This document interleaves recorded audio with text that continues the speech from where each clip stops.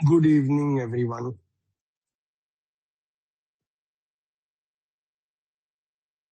Yeah, I hope you're there. Yeah, I'm here.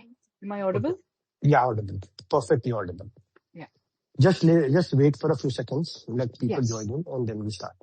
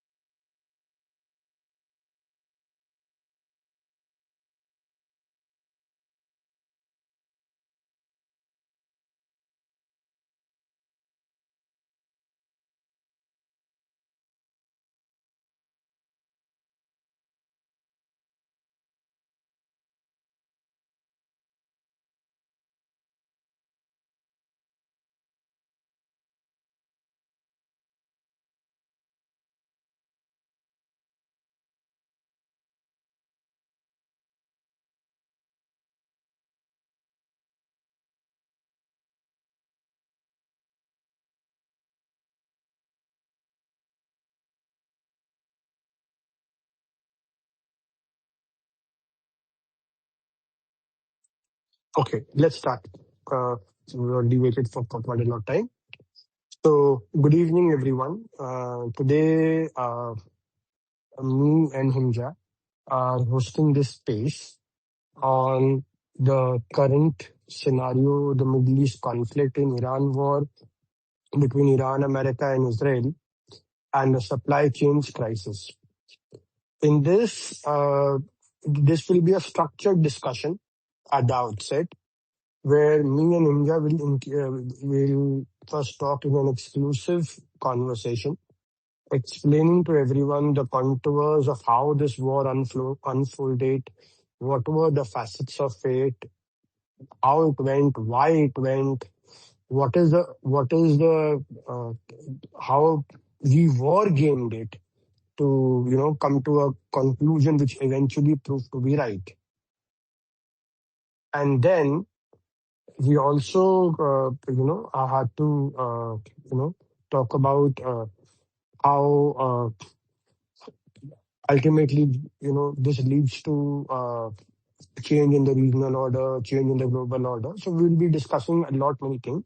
Hopefully first 45 minutes will be exclusive because we prepared data points for all of you, and that is for nearly 13-page data points we prepared. And this space will be put on YouTube as well. So I just, need all of your guys' cooperation in this. First 45 minutes, we'll try and conclude our discussion, and then probably, if time permitting, we'll take few questions. This is a very structured one because we've had so many impromptu spaces. This is a structured one which can go on Niti Shastra platform as well. Yeah, over to you. Please start. Good evening. Hello.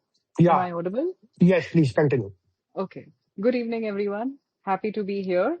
So, as Navroop mentioned, that from the time of the Iran crisis, that was the 28th of February, and today we are precisely a few months away, and there was a deal that is signed, and we are seeing tremendous mischief coming from Iran, America, Israel, a lot of things playing out. But and we expect this to continue. We are not expecting things to stabilize anytime soon. Having said that, from the time the war started on the last day of February, in March and April itself, I think in March was the first time Navroop and I specifically said that we are not expecting Iran to be a walkover, a pushover. Iran is not going to be easy to capture. Iran is not Venezuela. If anyone thought otherwise, they were highly mistaken. Part of this also stemmed from our book in 2016, where there was a chapter called The Rise of the Shia Militia. And the rise of the Shia militia, of course, Iran is the primary party. I mean, there are a few other Shia countries in the world, Shia-centric countries, but Iran is mainly the main country we talk about when we refer to the Shia crescent. Now, as far as Iran is concerned, and the Shia militia is concerned, the Shia militia operates very differently because they do not have the numbers of the Sunni militia. So that has made them a lot more flexible. That's made them a lot more accommodating. We have seen, we have documented, in fact, in our book about how the Shia militia is a lot more flexible in terms of terming up, even teaming up with maybe the communists, maybe other separatist regimes, maybe other. It doesn't really matter. They are as long as their goals are achieved, they they they can operate from a perspective of being agnostic, which is not the way a typical Sunni militia would operate. They are very, very ideologically driven. Not that the Shias are not ideologically driven. I think they are far more ideologically driven than the Sunnis, and this is what we have discussed in our book. And also for Iran, uh, you know, coming from the fact that it was once the Persian Empire. So as far as the entire Arabian Peninsula is concerned, it was initially the Ottoman Empire and the Persian Empire. So when the Ottoman Empire was basically, it was broken up, and which led to the modern day peninsula that we see today, that is the GCC. So obviously Turkey wanting to achieve its former greatness via the Ottoman. You have Iran, which operates the similar premise. It's called in their books they call it the Vilayat-e-Faqih, which basically means they want to be the primary regional hegemon in that area. And uh, and for this, they are competing with one side Turkey, one side Qatar, who thinks that Qatar should be the most important country. Then there is Saudi Arabia, which thinks it should be more important. And now, of course, we did see even the UAE play, some of its cards. So so when this war started for Iran, this was not only about Vilayat-e-Faqih, it was not only about the Shia militia, it was basically an existential crisis. And for that, there was absolutely no way it was going to, just act like an easy country to be taken over the way the US thought they would be able to with Venezuela. So that was our premise that we started with uh, in in March. That okay, we do not expect Iran to be easy. Of course, I think the way Iran used uh, asymmetrical warfare has been phenomenal. It has been an absolute pleasure to witness. And I think going forward, we are going to see very, very interesting case studies coming up about how Iran did manage to bring the mighty Western military, basically showed them that it brought them to their knees, so to speak. And then after that, as we started collecting more data points, I think maybe around about mid-March, end March, and by April, we were absolutely certain that there was no way this war was going to drag beyond uh, June end to July, mid-July at the most, right, Navroop? I think that's what we said, June Correct. and July, right? True. So, right. So when we said that because we had, I mean, there were so many factors that were that were sort of going in directions, and at some point they were all converging, and the timelines were becoming very, very obvious. So therefore, I think from March and April, we have been calling that, okay, this is what we are expecting. And by this time, a deal has to happen. A deal is inevitable, not necessarily because the US wants it, but simply because there is no choice. They will have no choice. And that is not to say that the US did not have the momentum in the beginning. It did. But yeah, so I think this was the premise. So we wrote this, and it has been extremely gratifying to see that we managed to get the timelines fairly on point. So that's the reason Navroop and I said that that we'd like to take this opportunity to um, to discuss, to share, and talk about how we came up with these timelines, and yeah, and then and on that basis, obviously, we will talk about what we are expecting to happen in the future. I mean, the new geopolitical realities that are aligning. Navroop? Perfect. Thank you. So, a great introduction. Thank you, Inja, so much. So my only sense is, like from February 28, when Khamenei's decapitation strike happened, it's not just me or us. The basic premise of the war itself was questionable and wrong. And this is not me, the Secretary of State Hillary Clinton herself said, I was in State Department, we ran through war gamings multiple times that if we go to Iran, war with Iran, what would happen? And every time the pivotal question that turned up was, what would happen to Strait of Hormuz? What if Iranians decide to close the Strait of Hormuz? Will America be able to open it? Or, and how it will deal with that crisis? And it's not just this. And there's another factor that Iran war was tabled before Clinton, 2 weeks away, nuclear bomb, refused. They were given to Bush, 2 weeks away, refused. They were given to Obama, 2 weeks away, refused. The same offer was made to Biden, 2 weeks away, refused. The offer came to ultimately to Trump, and he latched onto it. For reasons that, we have discussed ad nauseum over it. The point being that there was a historical arc or analysis that going to Iran, the topography of Arab Zergov mountains and desert make it absolutely a hellhole for any Western army to go into. Going into the icy peaks and those mountains, which are the barriers of Iran. Then you have the hot desert at the bottom near Hormuz, which begins. Then you have a 1,200-kilometer shoreline, and where guerrilla warfare can be done. And not just me. There is historical precedent about it.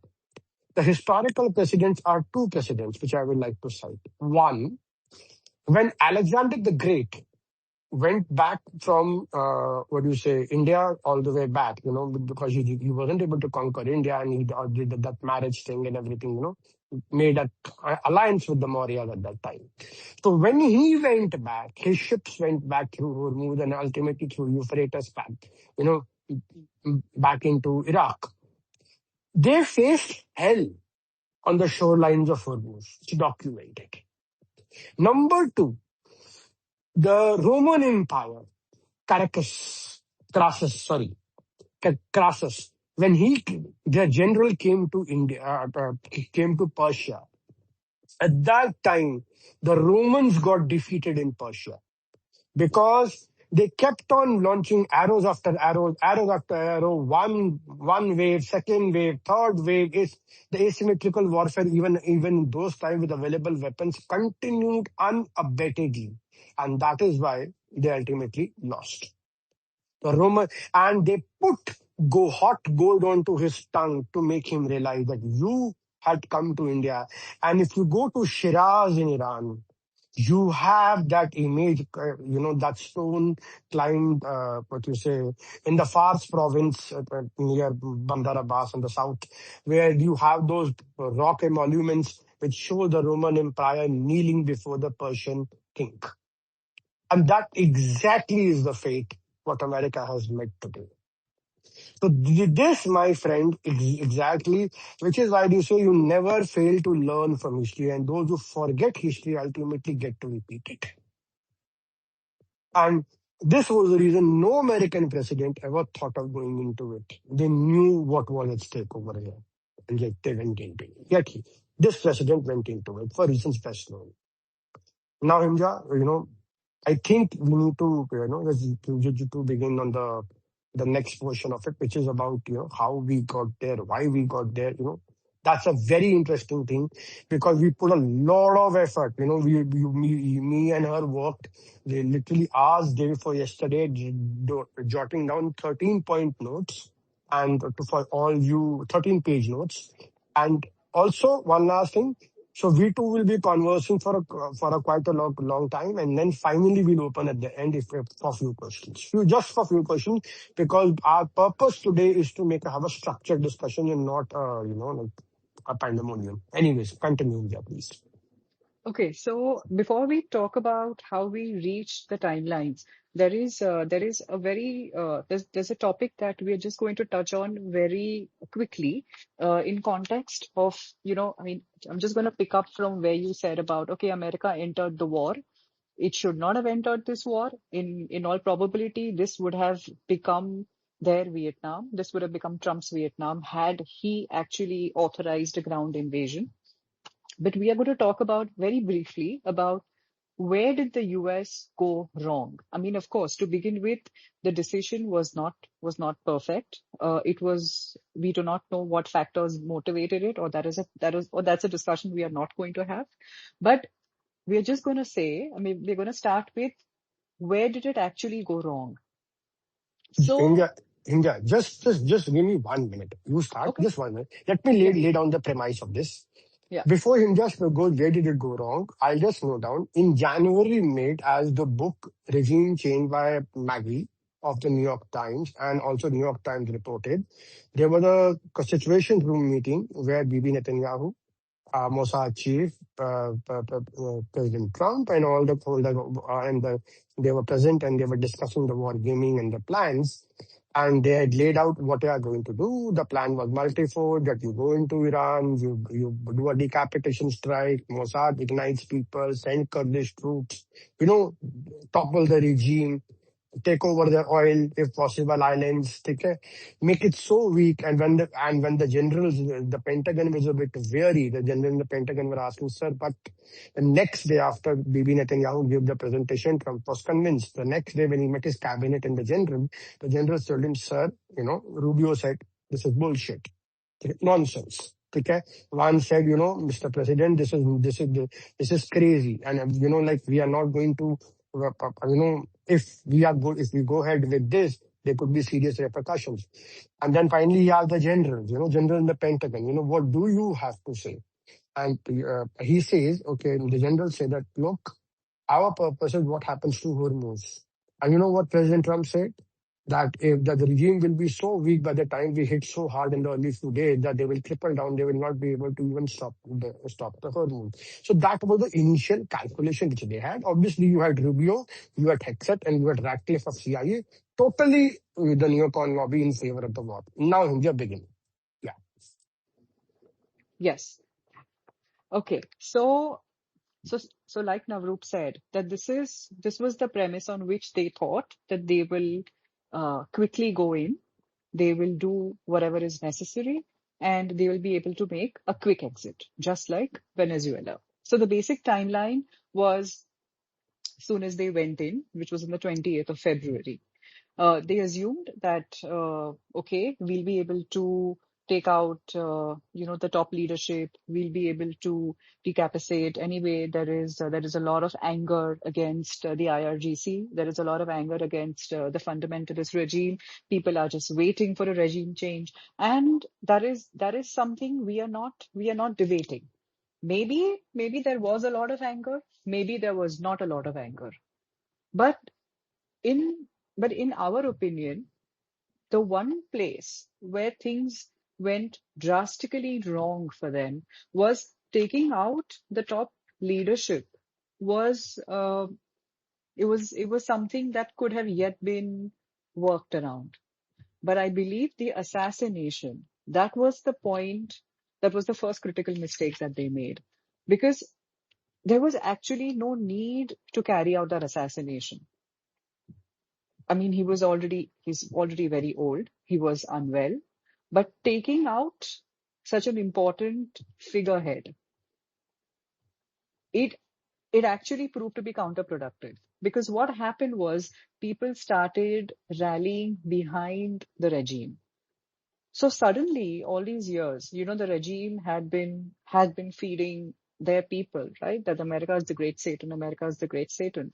And all of America's actions actually pointed in the same direction. So that was the first mistake that they made.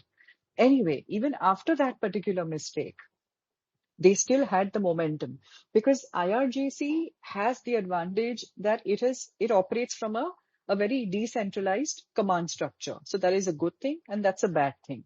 So the good thing about it was that it did not create this immediate vacuum that any single individual could immediately occupy, like other political structures, and people could take advantage of immediately. So that is something that did not happen.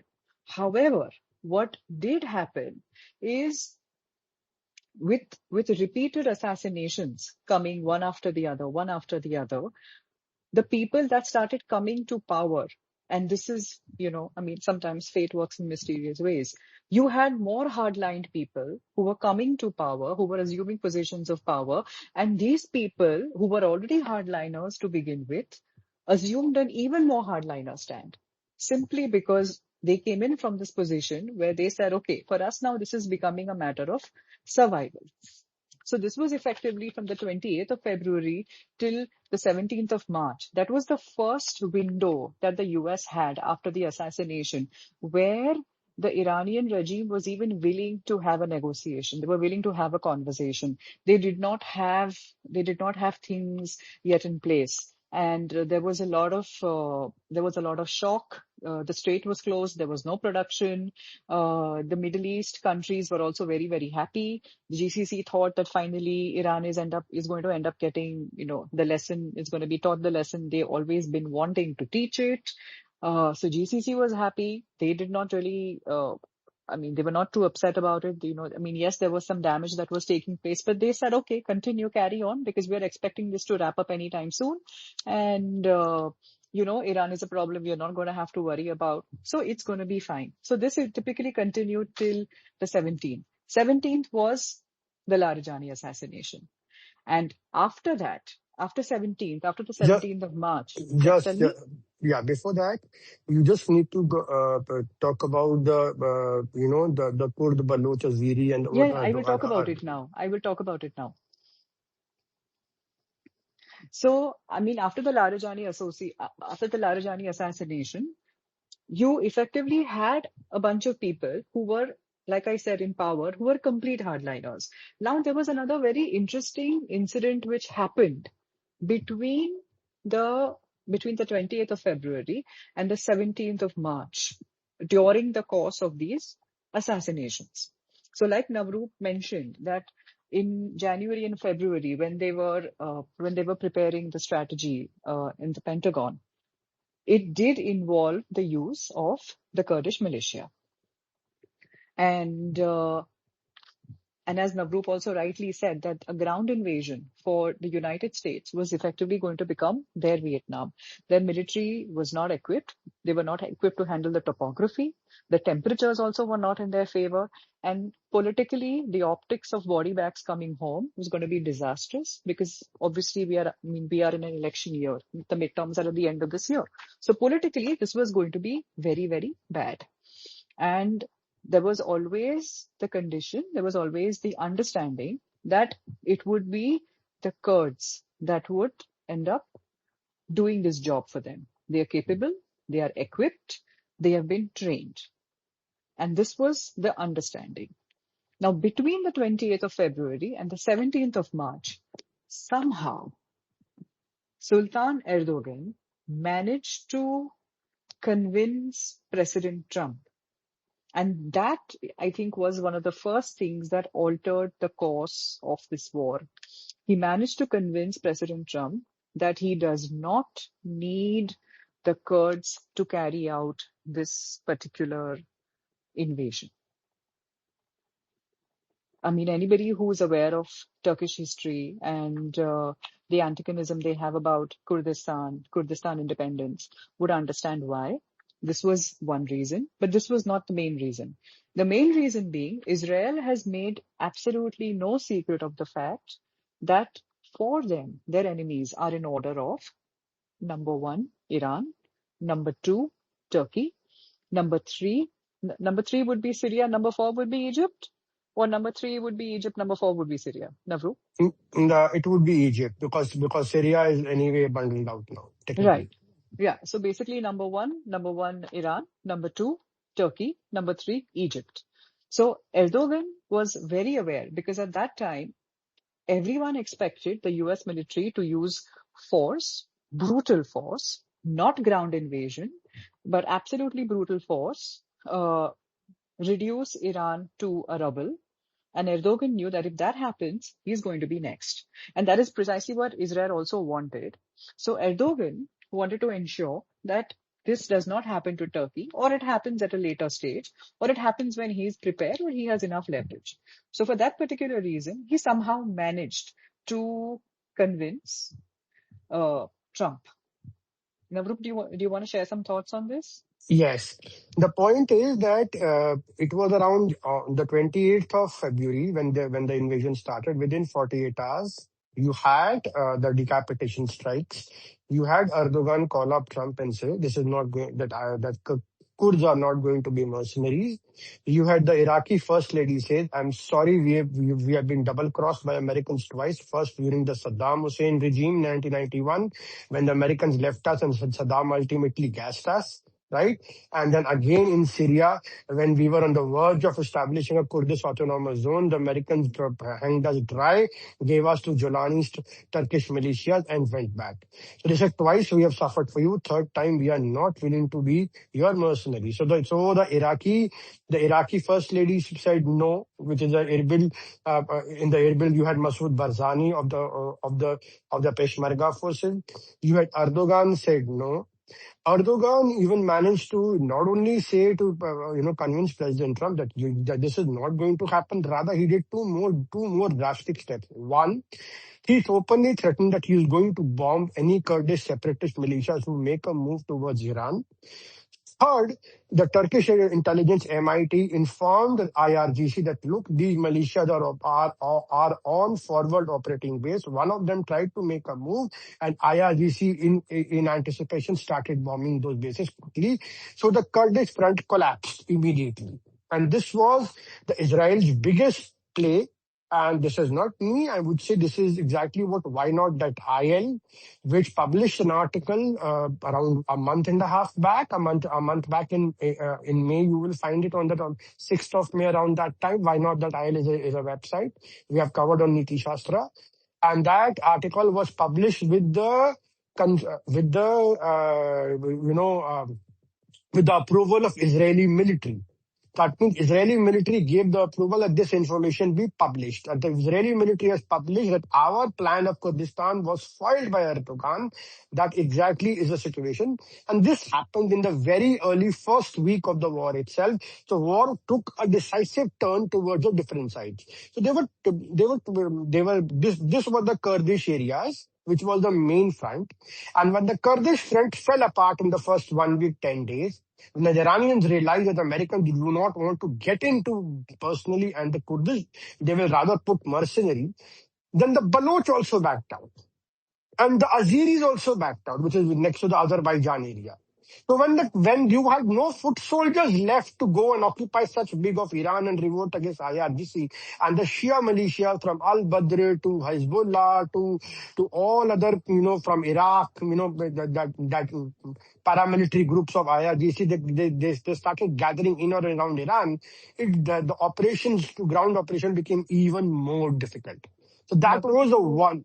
Yeah. you also want to add about not only did Erdogan spoil things, but he also passed out information to IRGC about positions, which is why remember you had the local tribes that actually caught the so-called American pilot. That attack happened in the first week of April. That is what we are coming to next.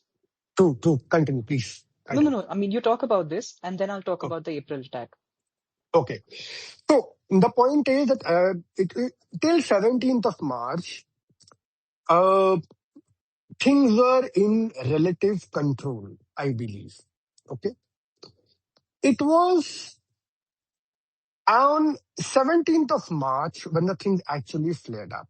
Because you had the initial plans of the American Israeli forces failed very badly. That is the Kurdish front collapse, decapitation strike, decentralized strategy enabled by IRGC, and asymmetrical warfare by that time had begun. The IRGC had expanded the war horizontally into the Gulf instead of taking it vertically to Israel. And it was very cleverly done because whatever, if you had to hit Israel, you had to take out the American surveillance architecture in the Gulf because they were the early warning systems, be it Dubai, be it Qatar, be it Doha, be it Kuwait. You had to take out these nodes in the American security architecture in the Middle East for IRGC to leave Israel vulnerable. Because if a missile is launched from Iran, the first radar in Dubai, Qatar, and all these things will give early warnings. So that was a very smart strategy. Number two, on 17th, I guess, is when the thing whole changed. That is when you had the South Pars Gap, South Pars gas field in Qatar attacked by, South Pars gas field in Iran attacked by Israel. 18th. That happened on the Energy. 18th, and 17th was the 18. assassination. Larjani. And just before few days before that, you had the attack on the Tehran refinery when you had the acid rain. Anyone would remember when Trump said, oh, please stop targeting energy. He was telling to Israel. But anyway, Israel went ahead and attacked the South Pars gas field in Iran. The first time energy infrastructure was hit. And when energy infrastructure was hit, immediately on the same very night, there was a Riyadh conference happening where all Egypt, Pakistan, all these GCC nations were, in huddle in Riyadh. That is when you had the Iranian retaliation on the very same night happening. And they took out the Ras Laffan, Qatari gas field. They hit Fujairah. They hit Wanbu bypass pipeline. They hit Prince Sultan Air Base in Riyadh, which was housing to American strato tankers, which were oil refuelers. So they started to, virtually hit GCC crazy. And that was the night when the Iranians really went crazy at it. Okay, you want to play an energy game? We'll take it a step. They effectively hit 20% of the world's LNG, and the Yep. plant is going to take over 3 years to resume normalcy. So that is what happened round about the 18th. And after that, you effectively even had Erdogan supplying information to IRGC, which is why I think somewhere around the end of March, first week of April, that was, I think, the time period when the US decided that they were finally going to go for the kill. They were going to try and retrieve the uranium. That's what they kept saying. And then there was that disaster, which happened first week of April, which was the 5th of April, when the F-15 was down, when they lost two C-130s, when they lost military helicopters, when the F-35 was hit, when the mysterious pilot that we don't know about was sort of found, not found, whatever. And after that, the US just kept threatening that they are going to do a ground invasion. They're going to do a ground invasion.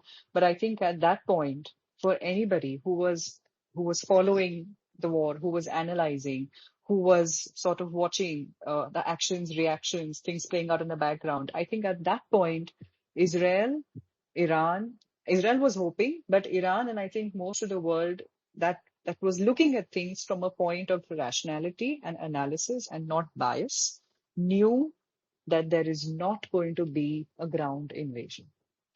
So I think effectively, second week April is when we called and said the US will not do a ground invasion. Also, by then, temperatures had become even more unfavorable for a ground invasion. So topography, temperature, optics, damage, loss of munitions, and the fact that their best bet was actually the Kurdish angle, which was diluted by Erdogan in the beginning, and the rest, I think, got diluted in the first and second week of April. So after that, Iran knew that this is not going to happen, which is why from that point in time, from the second week of April, is when we believe the clocks started. That's what, Yeah. that's what we call it. Yeah, it's the clocks. So there was a series of clocks that started coming into play, and each clock had their own timeline, but at some point, most of these timelines were converging, and those timelines were leading to a point of end of June, mid-July latest, which is why I think in mid-April we said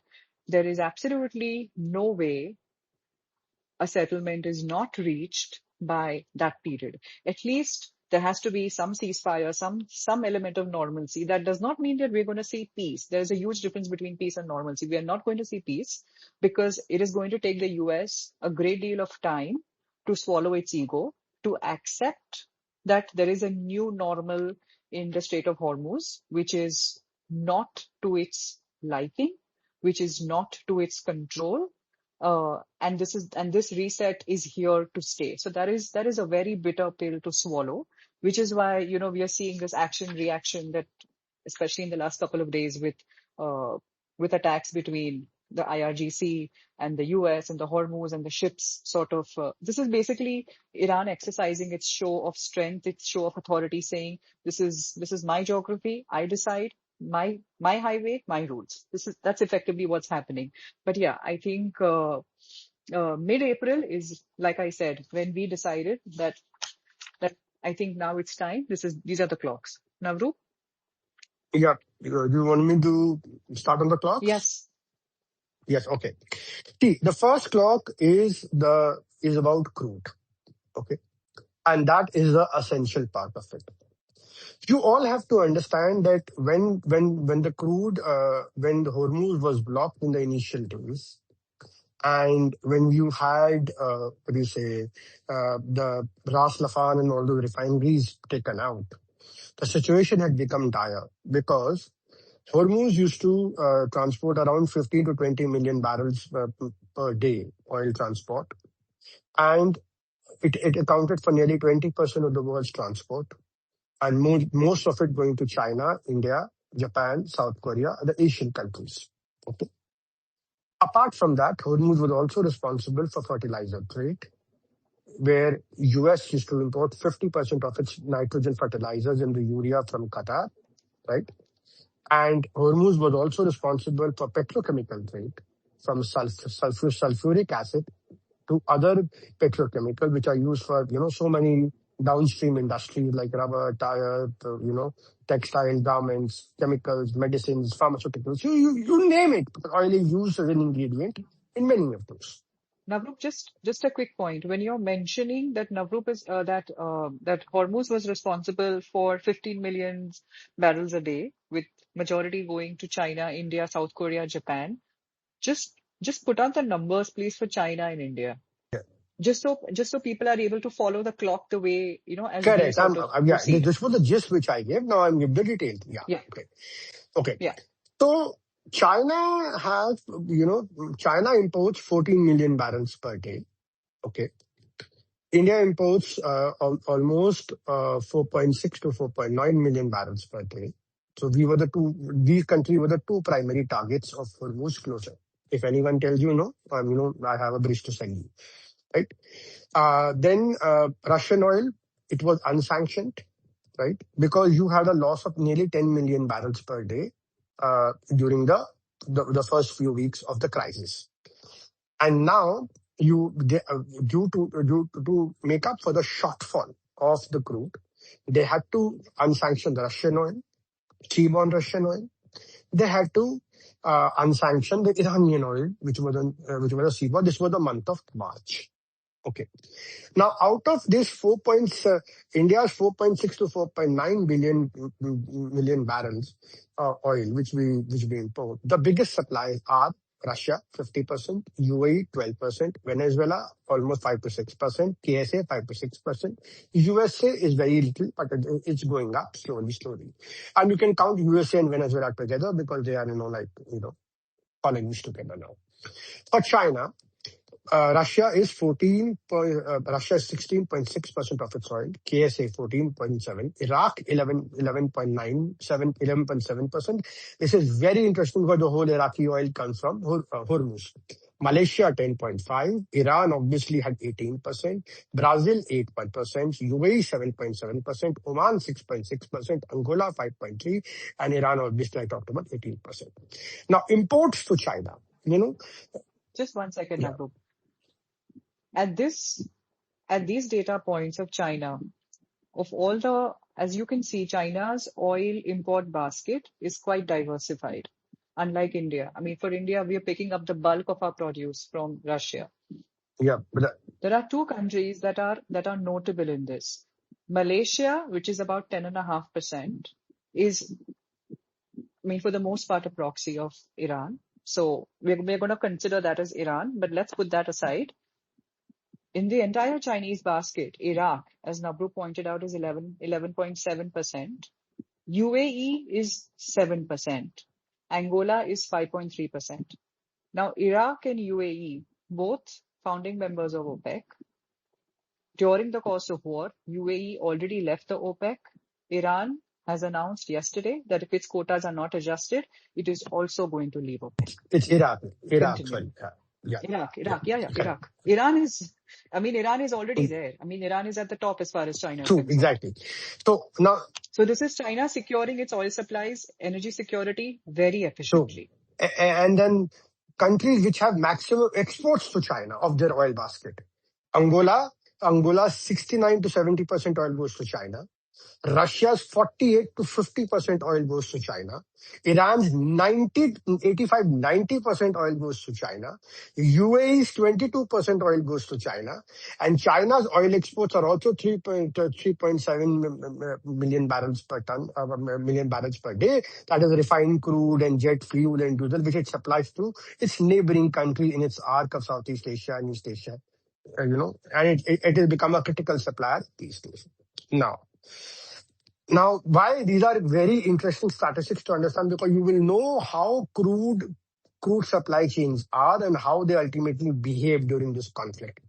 Then you go to the USA SPR. That the second leg of the clock is the SPR clock. Okay. USA on 28th of February had 450 million barrels in their strategic petroleum reserve. June, as we speak today, they have 331 million barrels, a weekly drawdown of 8.6 million barrels, and a high of 9.9 million barrels last week or 10 days back. This 331 million barrels is the lowest since 1983. And to put it in perspective, my friends, 230 to 40 million barrels per day is what is the crisis level for US oil, SPR, because the cranks at that time, the storage cranks will, structurally weaken below that. They cannot go to that level. And as per law by US, those levels have to be mandated. And you cannot go down to zero, because to run the system, to keep the whole oil pipelines moving, or keep the system operational, you need that much of oil in the system. You cannot make it totally empty. And that exactly is the problem. It's like the body, where you need to maintain the minimum blood pressure, right, to keep the heart pumping. If you take it too low, the body will collapse. Similarly, the oil cranks, if you take it too low, it will collapse. So and those levels, as per JP Morgan, as per Goldman Sachs, were about to be reached by July, mid at August. Right?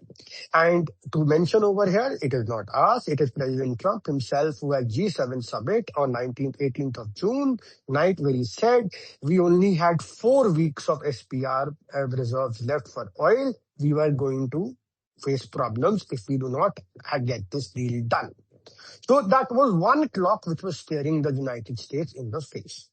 The other part of the crude SPR story is the Cushing story, which is the WTI index. Okay, which is another pipeline. 19 million barrels they have already reached, right? And the operational efficiency which they required for critical low is 20 million barrels. We are at very, very critical levels as so far as Cushing is concerned, right? This was 2014. 20 million has been their 2014 low. So, yeah. So I want to add something here. So what Navrup is basically trying to say that he's addressing crude in two ways. The first part he addressed was the amount of transit, the outward movement from Hormuz towards Asia. That is what is Asia's energy appetite. That is one part. The second part that he's talking about for the US, for the United States, is their own internal oil consumption. So a country's internal oil consumption obviously comes, as far as the US is concerned, from two things. One is their SPR levels, and the second is their own energy infrastructure. Now, their energy infrastructure, which is basically Cushing, needs pipelines to be maintained at certain levels to keep the system efficient. So that is one part. The second part is obviously their SPR, which provides the buffer stocks, and buffers are not allowed to get reduced below a certain point. This becomes more important because there is limited to no outward movement. There is no production which is technically taking place. With Hormuz, all production halted. So when production halts, it means there is nothing incoming. There is nothing that is being pumped. What is available is what was already pumped, or what is already loaded, or what is already on site. So if you need to consume energy, you have only the following methods. You have to use what you already have in your domestic buffers. That is point number one. Domestic storage, which is your SPR, and whatever is going to come to you. Now, what is going to come to you because of the systemic chaos that has been created means logistics are not working. If they are functioning, they are not functioning efficiently. We are not going to bring in the cost factor here of logistics because countries will pay any amount of money to ensure their energy security. So we are not bringing in the cost angle here. We're simply talking about there is no consistency. There is no confidence about when your next delivery will happen. So you have to work on these numbers. So any situation, any simulation that you will create will obviously work only with the numbers that you have. And those numbers, as far as the US were concerned, happened to reach crisis levels at mid-July, with their SPRs touching absolutely peak disastrous levels, which are not mandated, which are not allowed to go below that mandate by mid-August. So that is something which President Trump confirmed. Now we come to the other part. Just a second. So when we are saying, Just a second. On this, I will add before we leave the SPR part, that SPR, when we talk, China has 1.3 billion barrels of crude of SPR, and US has at this minute 3.330 million barrels. That is, China has 3x the time of 3x the amount of oil reserve what US has. The US was always behind in the game when it was about crude. If the President Trump ever thought that they could wait out Hormuz for China to blink, that was a very wrong assumption to make. And that clock again, the moment of reckoning ultimately came to President Trump, and he had no option but to face the moment. Yeah, go ahead, please. so since we were talking about how there was absolutely no production completely halted. So considering the production has halted, how is it that we did not see oil prices go completely crazy? That's not to say they did not go a little crazy, but they definitely didn't go as crazy as they should have. That only happened because the G7 countries mandated two things. One, the global SPR release by the G7 so that prices could stay normal. And the second point, which Navroop already made previously, which is unsanctioning of Russian and even Iranian oil. I mean, which has got to be the biggest irony in this entire episode. Yep, Iranian oil that was sanctioned. Iran earned $30 billion in the month of March for 30 days when the oil was unsanctioned. So you effectively are empowering your enemy while trying to take it down because you need it to ensure that oil doesn't go completely crazy. And not to mention, in the middle of all of this chaos, UAE announced it was exiting OPEC because it did not believe its quotas were getting respected.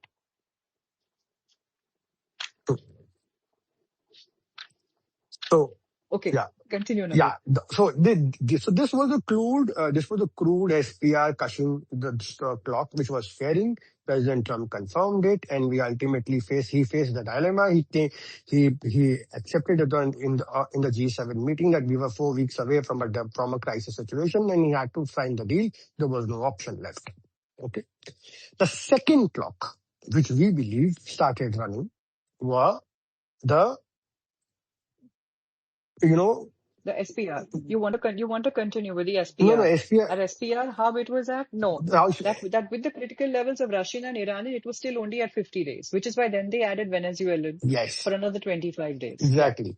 So what they did was, yeah, they added to sustain oil prices. They added what you say your Iranian crude and Russian crude for 30 days. Then Iranian crude was taken off in the mid of April.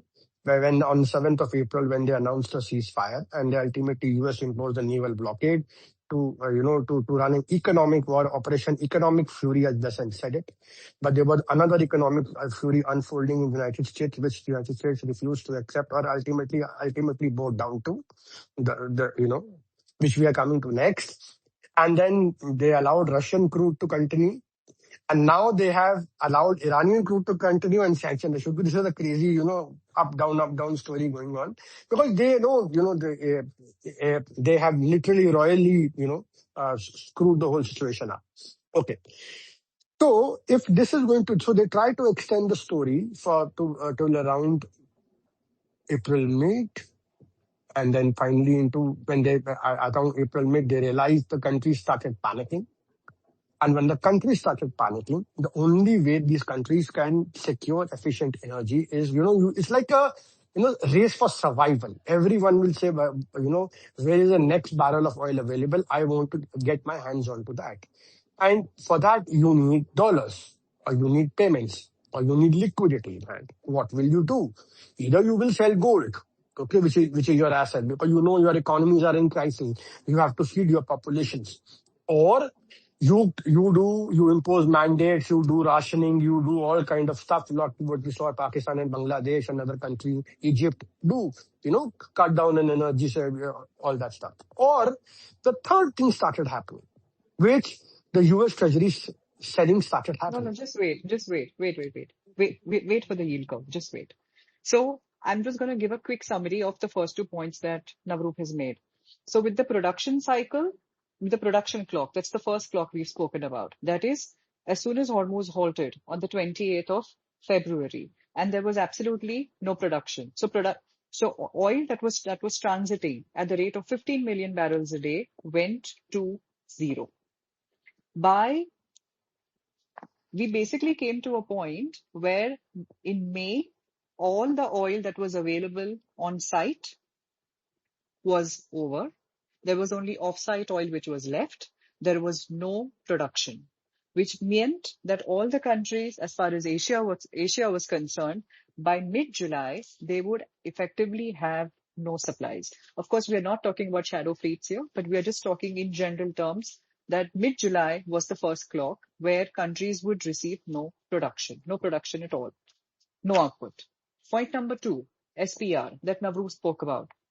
On the 11th of March, the G7 countries decided that they are going to release 172 million barrels in coordination with the US out of their 400 million barrel stock, which is effectively 50-day buffer stock. It's only 50 days. So if you start calculating 50 days from the 11th of March, it is not a very, very long period. Now, to ensure that this period would stretch beyond the first week of May, that is the reason Russian oil was unsanctioned. That is the reason Iranian oil was also unsanctioned. Of course, in between it was sanctioned again. They added Venezuela a little bit. So this way, this timeline bought them 25 days max, which this timeline roughly leads to the 31st of May. This is when the buffer stocks would have effectively exhausted, 31st of May, which is why the next point that Navroop is now going to make about the US bonds is going to be in sync. This is why it will make sense. 31st May is when we were expecting both the clocks to We were expecting the SPR clock to run out. We are expecting the production clock to start putting tremendous pressure because we are looking at June end for countries to realize that they had absolutely no future supply prospects. So by 31st of May, you were looking at SPR buffers running out and countries getting very, very worried, completely uncertain about their next supply. And markets round about the second and third week of May started reflecting this sentiment despite tremendous intervention by the Fed. Navroop will explain. Yeah, true. So now let's talk about the US bond yields because yield curve is ultimately what decides. Okay. First and foremost, why were the bond yields rising? I'll explain the yields. First, let me explain the yields. Okay.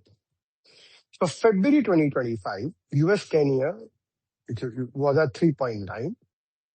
It rose up to the highs of 4.6 on 19th of May. Okay. On 26th of June, it touched 4.3. Right. 30-year bond yield. It was 4.6. It touched the high of 5.2 on 19th of May. And it is now at the low of 4.8. So as per our understanding, the TACO levels are 4.5 and the TACO levels are 5 on the 30-year yield. But money of 19th of May, 90 calendar date. calendar date, okay? These two levels which were hit on 4.6 on 19th of May and 5.2, and specifically on the 30-year yield, they were levels seen after GFC in 2007, 2008. Means the more the bond yield rises, the more interest cost the US has to pay on its debt. And US, we must all remember, US has $10 trillion of debt, which is about to be rolled over into this year, has to be rolled over in this year, the highest in this decade per year, twice. Which means every 10 basis points rise in these bond yields ends up adding $40 billion of interest cost to United States Treasury and Exchequer to roll over that debt. So now when you see these bond yields shoot up, and why did these bond yields shoot up? Because what does the country have? Many countries in Japan, Korea, India, China, or other Brazil, or these countries would have. They would, or even Turkey would have. They have treasuries. This is the most liquid form of asset. So to secure their Most liquid form of holding dollars, holding dollar, basically, right? Dollar liquidity, basically. So what they would do is they would send the treasuries. They would, get the dollars and probably buy oil or energy or whatever they wish to say. Some even sold gold at that time, which is why you saw the gold cracking, right? Because it was helter-skelter to, save your souls. That means SOS, this is save our souls, basically save the economies of the global south. severe liquidity crises. Severe liquidity crisis too. On the other hand, complementing the US bond yields was another clock which was running, which was the Japanese bond yield and the yen carry trade. It's the third clock. And why these two work together or synchronize together, it is very essential to understand. In February 2026, you had, Japanese, the JPY USD at 152, 153 levels. Okay, that is the currency levels.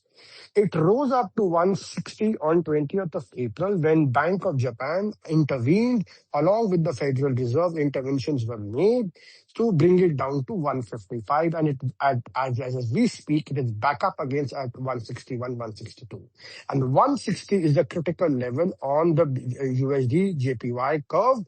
Why? Because US and let me first complete the US bond yield and then Japanese bond yield, and then I'll explain the whole thing up. Okay. So Japanese bond yield, 10-year mid-Fed 2.8%, rose up to 2.80% on 19th of May, peaked out, and now they're at 2.60%, right? 30-year Japanese yield 3.2%. Now it went up to 4.2%. Again, the highest in the history, right? So since the 30-year began in 1999, right? Again, 19th of May. Again, 19th of May. Same. The clocks were converging. 3.8%. That is 26th of June, which they are there today. Okay. Meanwhile, the Japanese Bank of Japan had said in 2022 that we are now going to come out of the depressing the yield curve and hike the interest rate, go back to normalization phase, and that means we are going to raise the interest rates. In the meanwhile, inflation was going up, and you had the Hormuz disruption, which made energy costs more expensive. And what does this do? This puts pressure on the Japanese bondholders who do the yen carry trade, where they borrow at a very low interest rates in Japan, and they take the money out, invest in the U.S. securities, make an arbitrage over it, and you know, run Japan. Japan used to be the biggest funder of liquidity across the world since last 3 decades, after the Plaza Accord. Japan has simply been the beast of burden for the US dollar. Exactly. Very simple language. Very simple. In very simple language. In the meanwhile, you also have Japanese hedge funds who were liquidating their positions, who were, because the American yields were going up, so they were facing the margin calls over there, they were facing their problems over there. And if Japanese interest rates with the Bank of Japan, took it up from 0.5% in December 2025 to 0.75% and ultimately to 1% in June 2025. This is the highest since 1995. And if the interest rate goes up, the difference between the two, the Japanese bonds start becoming more attractive. The cost of servicing Japanese debt goes up, which means Japanese hedge funds, and they have to sell the US Treasury holdings, get the money back, pay the money back. And that means the US Treasury bond will start spiking and there will be disorder in the US Treasury, which is why the US Treasury had to do interventions, the swap lines, which is where we come. Now, So Japanese, yeah. So I'm just gonna cut in. So Japanese bonds with these record high rates on the 19th of May touched levels which made them equally, if not more attractive than US bonds. Already you have the rest of the world dumping US treasuries, not because they wanted to, but because they had no choice. There was a sheer severe liquidity crisis. How many treasuries did Turkey sell? 80% of it. 80%. Turkey was forced to sell 80%. Other countries sold their gold. Not to mention the sovereign wealth funds, which also have been active purchasers of the US market, the US bond market. They also would have to spend a fair amount of their own money towards their domestic reconstruction efforts. And with 10 trillion debt of US due this year, along with these bonds, which at 19th of May showed critical levels, with the Bank of Japan intervening and the United States setting up a swap line, which Navroop is coming to, it basically showed that no matter how much they do this, how much cash the US effectively injects, how much cash the Bank of Japan injects, because effectively Japan started adopting a seesaw policy. One day they are protecting the yen, the second day they are protecting their bonds, because they are, soon as they are getting intervention from the US, one day they have to save the yen so that the dollar can be saved. The other day they have to save their own bank. So this policy was effectively monkey balancing, and despite doing this, the numbers were not budging. And with the next rate hike that was due on the 18th of June, that was the third clock that was coming into existence, because on the 19th of May, all the calendar date that Navroop has been repeatedly talking about, the markets were showing tremendous signs of pressure. And remember, this is after tremendous amount of intervention, tremendous amount of cash burning, tremendous amount of manipulation. And you are still seeing these numbers. The market was still showing panic. on the 19th of May, with the next rate increase due on the 19th of June, which meant that the US could not afford a situation where 30 years would again exceed 5 or go to 5.5, or Bank of Japan was already at 4.2, which basically meant that along with the SPR that was going to kick end of May, along with the first production cycle that was going to kick end of June to mid-July, with the US domestic SPR reserves that were going to kick in first to second week of August, Bank of Japan had given the next signal, which was third week of June is when we increase rates. And that makes things tougher and tougher for the US. Correct. Because if the yen carry trade unwind, it leads to disorder in the dollar funding market, as Besant himself admitted. Okay. So now, if this kind of disorder in the treasury market is happening, and your allies are getting hit due to supply chain shortages, countries are forced to sell securities, treasuries for securing liquidity for energy and other essential purposes.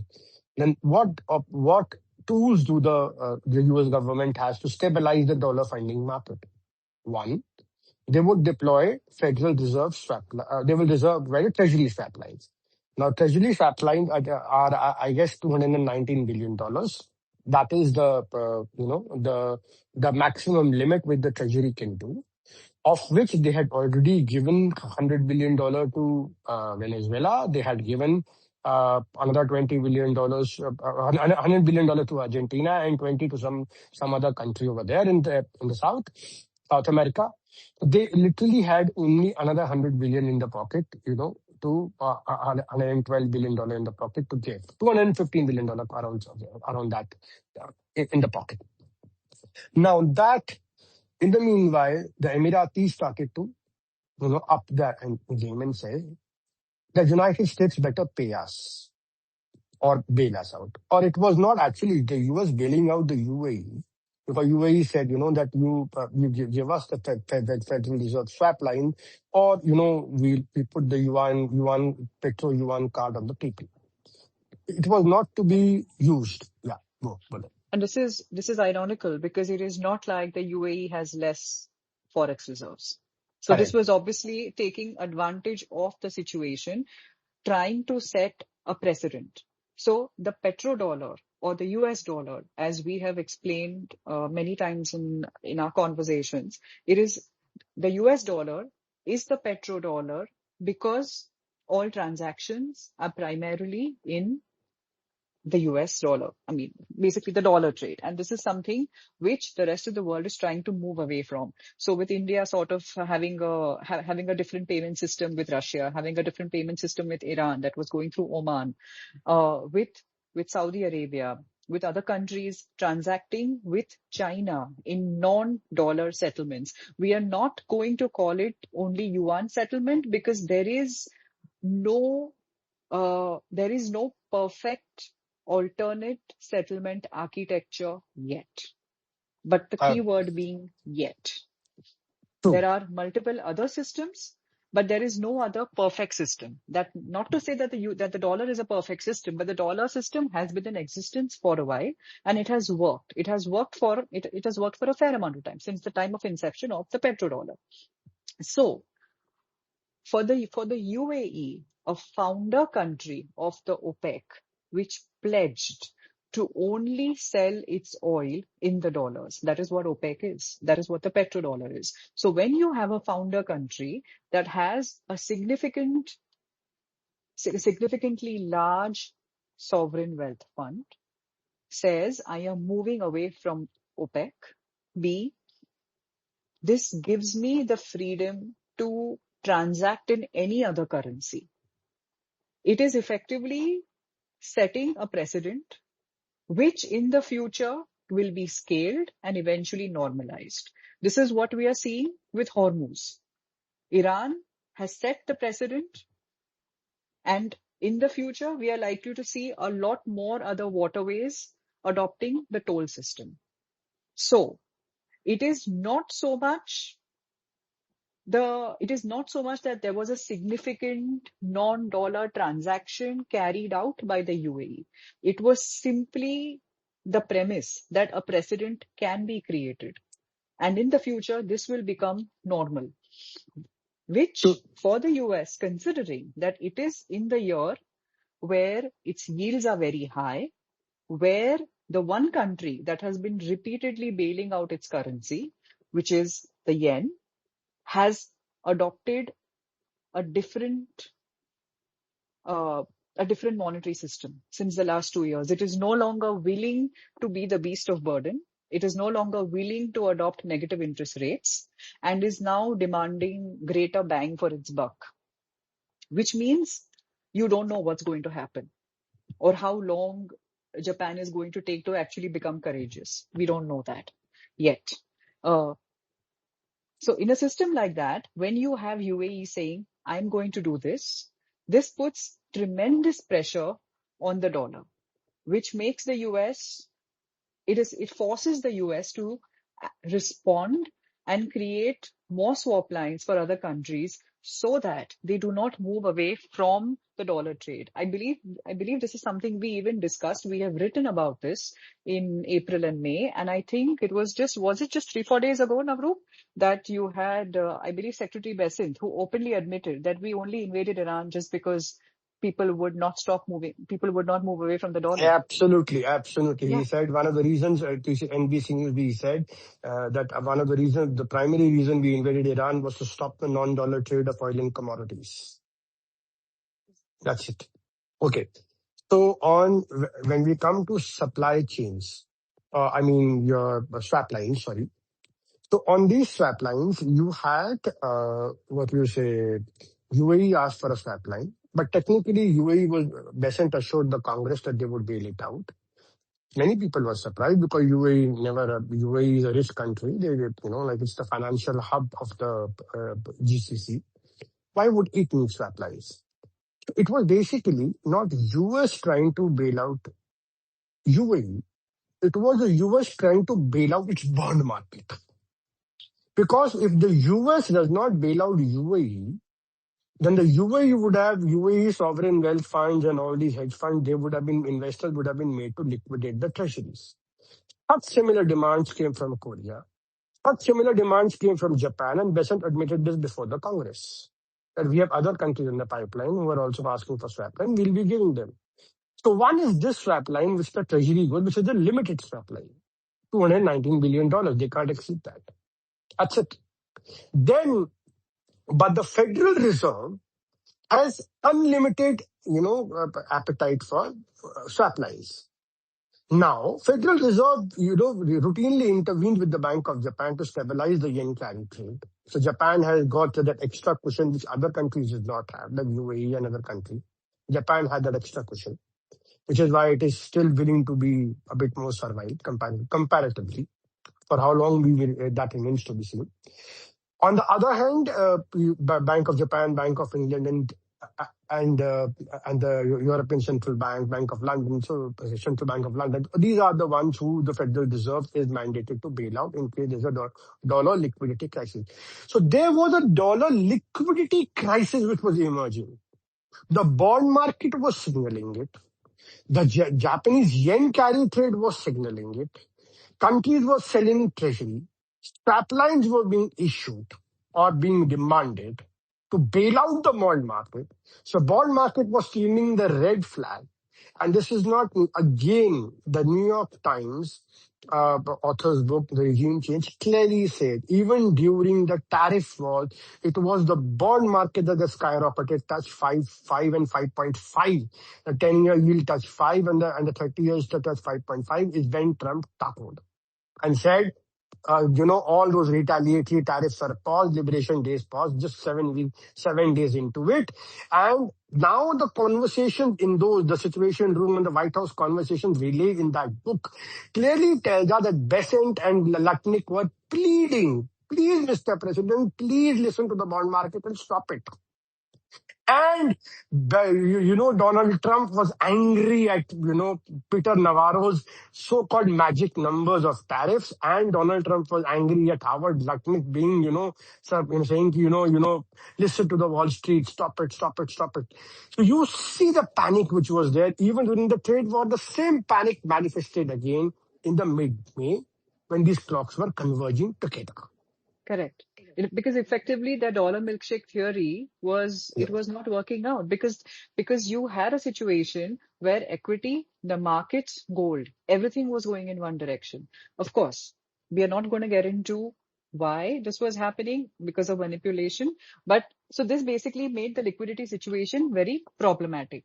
Now, one thing I'd like to add here, that 19th May, that calendar date that Navroop is talking about, when the yield curves just went crazy, whether it was for the US bonds or the Japanese bonds. That was not the first time. That was not the first time those numbers were hit. The numbers were hit before also during the war, but 19th May is when they happened again. So basically every time the numbers would trigger, there would be intervention, tremendous intervention to bring the numbers back down to normal. The first time it was easy. The second time the numbers started getting close. The third time when they reached those numbers on the 19th of May, as we explained previously, with the clocks already operating, there was pressure. The pressure was very evident because they knew that it was going to be harder and harder to correct it this time around. Which is why by that time, as we said, the swap lines started getting more and more active. Also, few other factors that were coming into play. By November, by April, we were already seeing domestic prices in the US, domestic gas prices even hitting $6.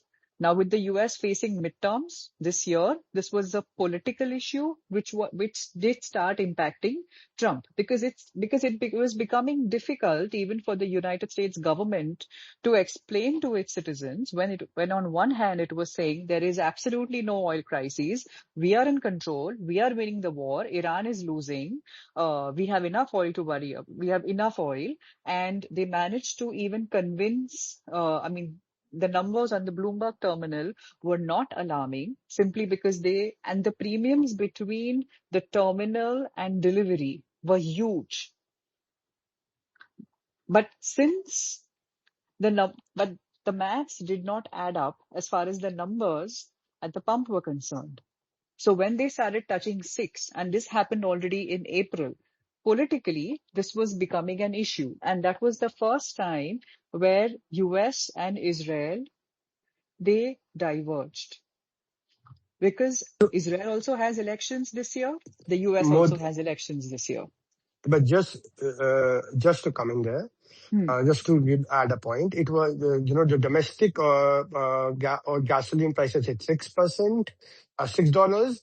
You had the fertilizers prices rise by 45%, 50%, 60% in many states like Iowa, and they were complaining, which said they will impact. And you had the diesel prices rise up by 45. Diesel is used in fertilizers and tractors and everything, And and the whole these are peak red states. peak red states, and it was a sowing season of March and April.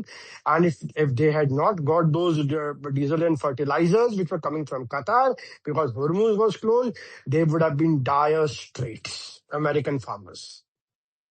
And this leads to the next clock, which is the midterm clock, which India was talking about. Yes, please continue.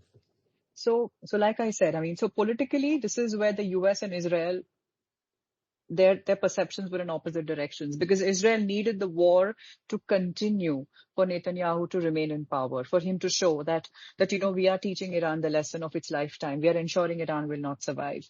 And for the US, the Federal Reserve has been able to do a lot of things. It has been able to effectively print money out of thin air, but unfortunately, it cannot print oil. That is just something that is not possible.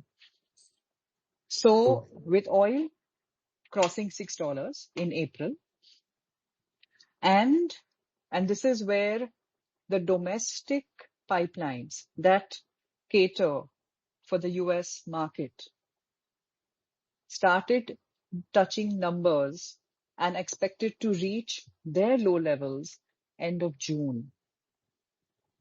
That started adding more pressure, which basically meant that for the US, you can manipulate prices on the terminal.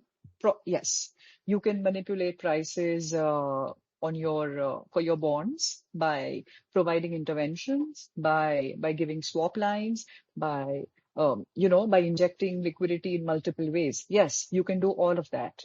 But if you simply have no oil, how will you get oil at the pump? And that was a number which could not be changed end of June, no matter what. And 19th of May, the second spike, I believe, when it touched that number, when it crossed 5, that is when things were becoming evident that the pressure was mounting, and they would have to look at a settlement soon, because effectively we were looking at a system where every intervention was like giving antibiotics. But beyond a point, the antibiotics don't work. You need to move to a higher class. But what happens when you cross a certain threshold? There is no class of antibiotics left. So that And was the patients ultimately lead to a multiple organ failure. multiple organ failure. Yeah. So that is the situation that started becoming more and more visible by the end of May. And then something very interesting happened on the 10th of June. So I believe end of May. Just before we close this up, just give Yeah. me a minute. So in the in this clock, so you let me sum it up what India has said. One, the midterms were approaching. Trump had to de-escalate because his base was getting restless. You had the domestic crisis would blow up. He could no more manage the bond market from exploding. He could no more manage the crude shortages, and all the clocks were converging. So there was a crisis between which Trump and Bessent have repeatedly. Trump admitted a G7, Bessent admitted of swap lines before the Congress. So they were admissions which were on record. On the other hand, you had the Israeli prime minister who was facing a corruption trial, who wanted that trial to be elongated and put away as far as possible.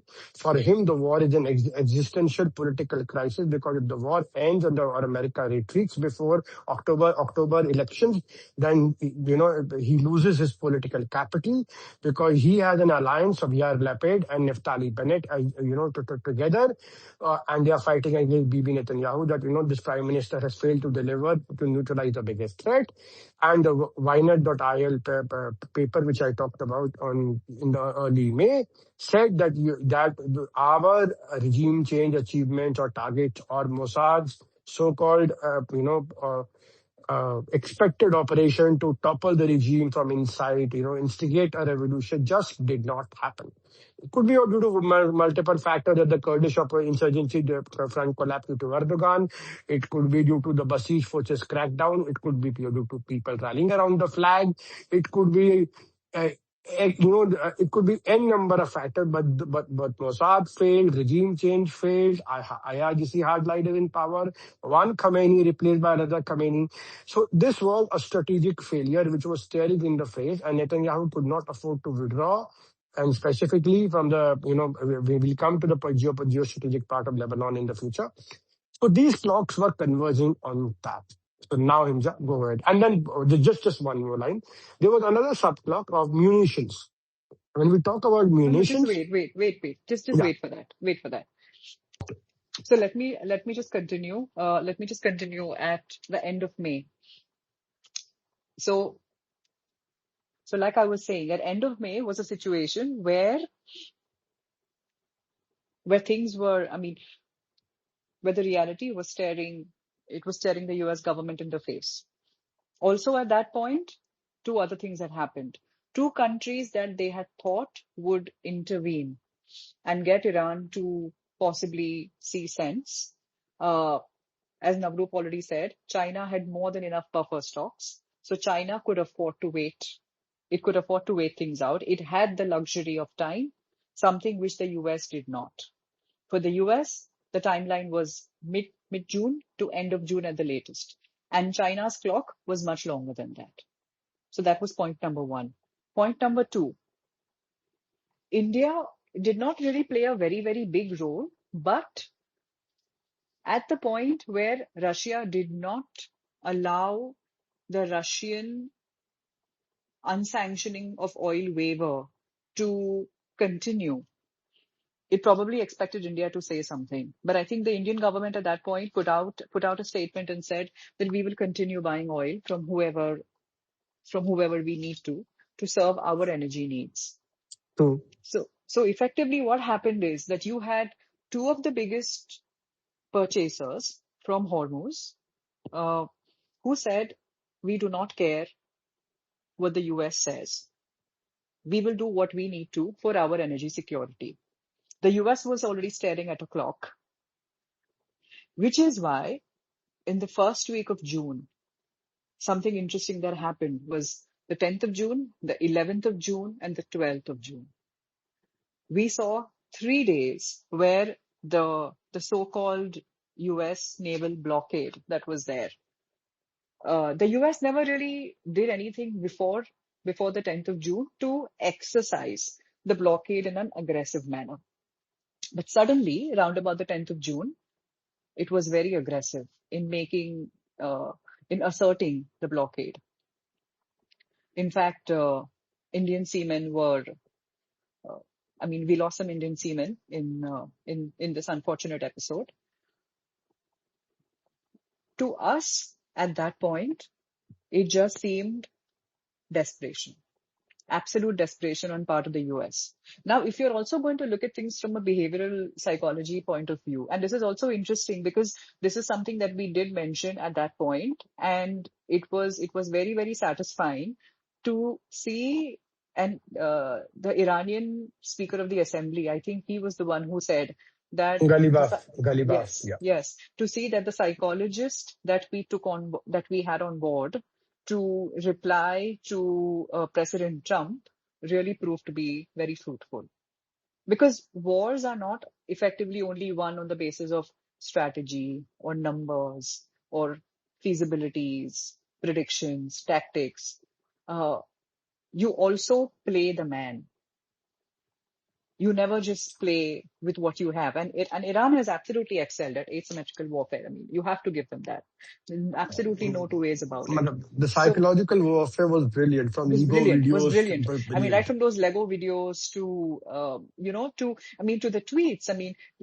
You had the Speaker of the Assembly, calling out the market manipulation. Then you had him participating in ensuring that the manipulation was getting manipulated. This was a master class. So on the 10th of June, when we saw this play out, the 10th and 11th and 12th, uh, Navroop and I actually said that this is the US getting absolutely desperate.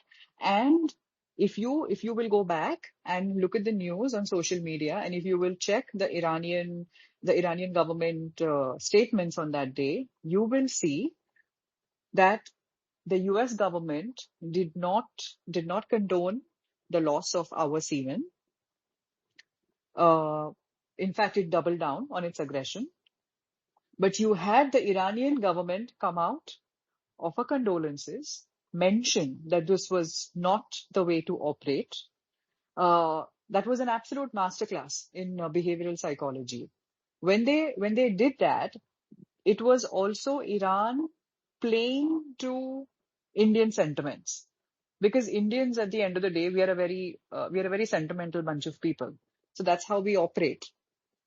And for Navroop, I remember we had this conversation on that day, and we said that this is the point where the US is absolutely desperate for a deal, and it is just badly hoping against hope that any country, maybe India, especially because India was hit, and we had a lot of domestic audience calling out our government, telling the government to get involved, or to carry out some sort of drastic action uh, that would maybe change the dynamics, that would maybe just alter the clocks, even if just for a bit. uh, the US effectively wanted anyone else to just take on the onus, so it would not appear as if it was actually surrendering. It did not want to appear. The optics were terribly embarrassing. But I think at that point, India really held its held our composure really well, and we responded. We did not react. We did not react emotionally. We escalated the matter at the levels that were necessary, in a absolutely phased manner. And as a result,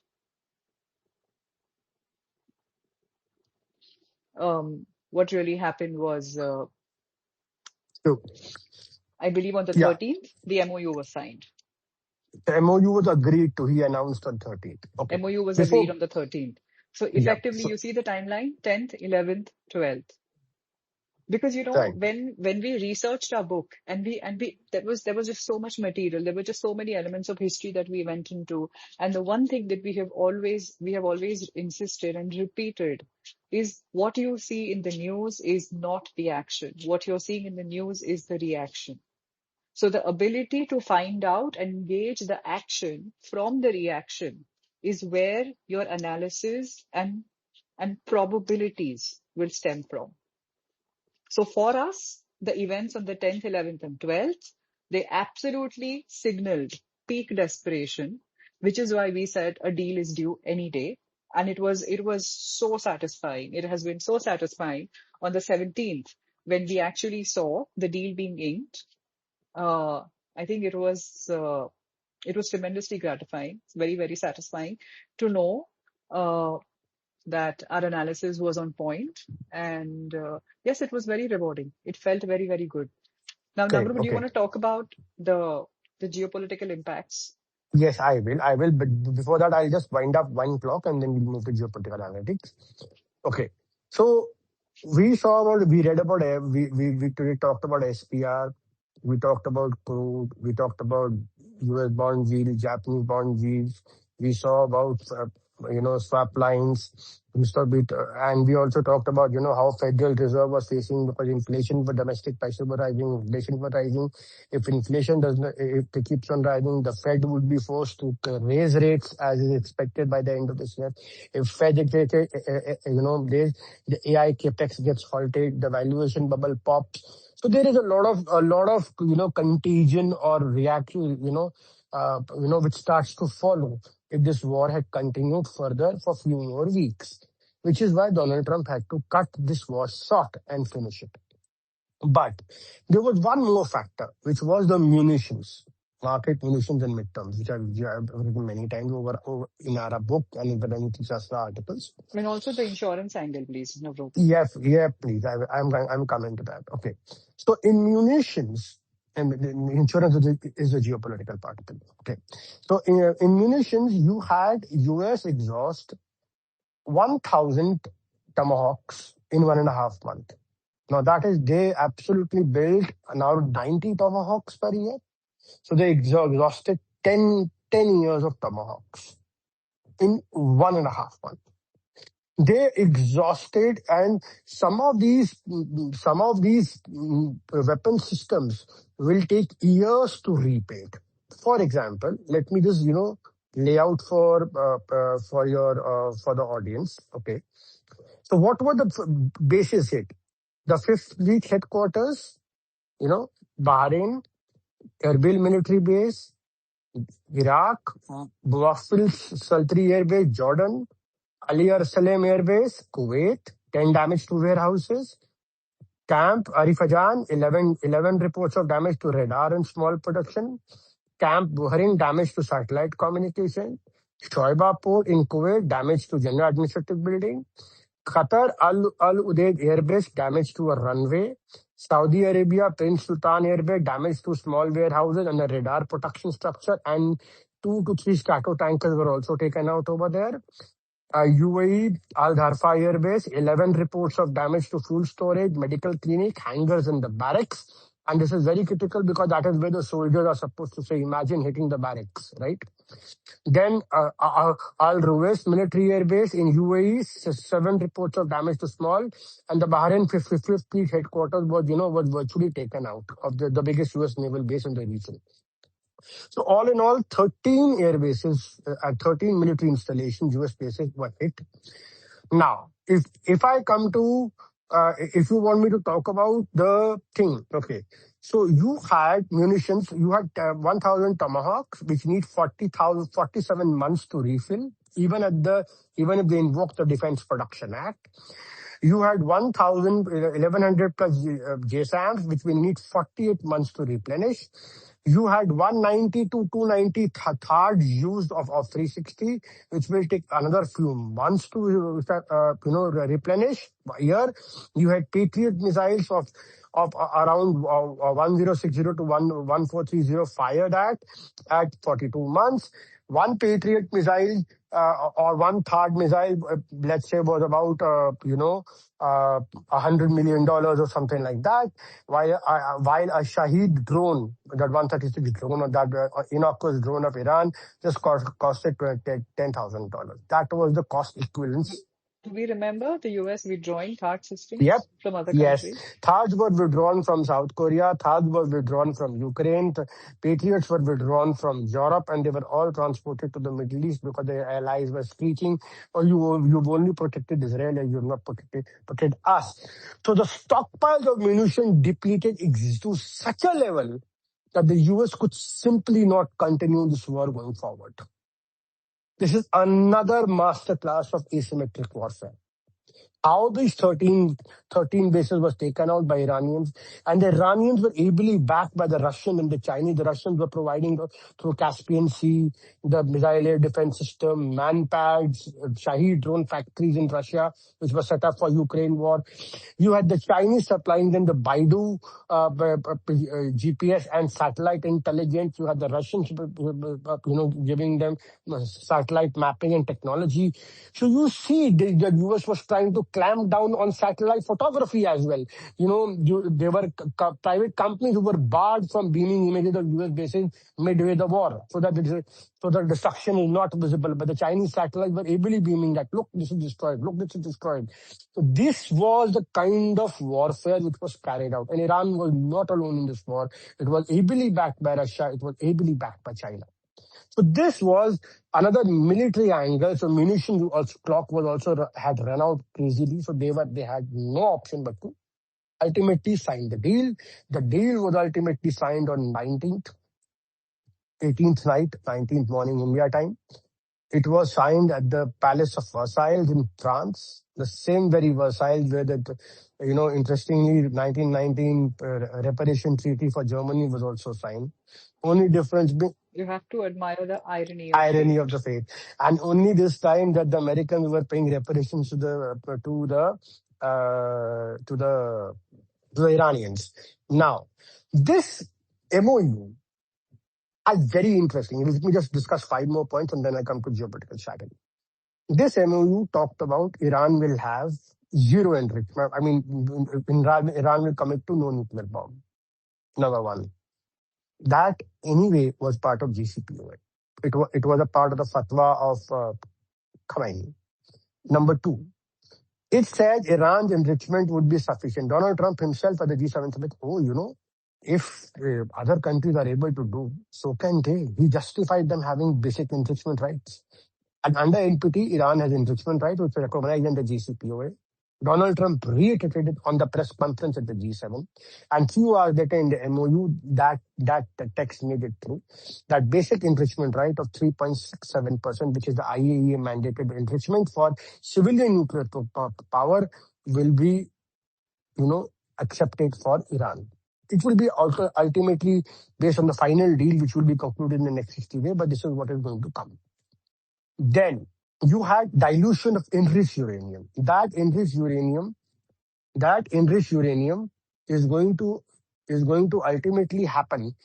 There were two choices: either they give it to China or they give it to Russia, which was given in the JCPOA earlier on, or they are, they actually ask the IAEA inspectors to come into Iran and dilute the enriched uranium.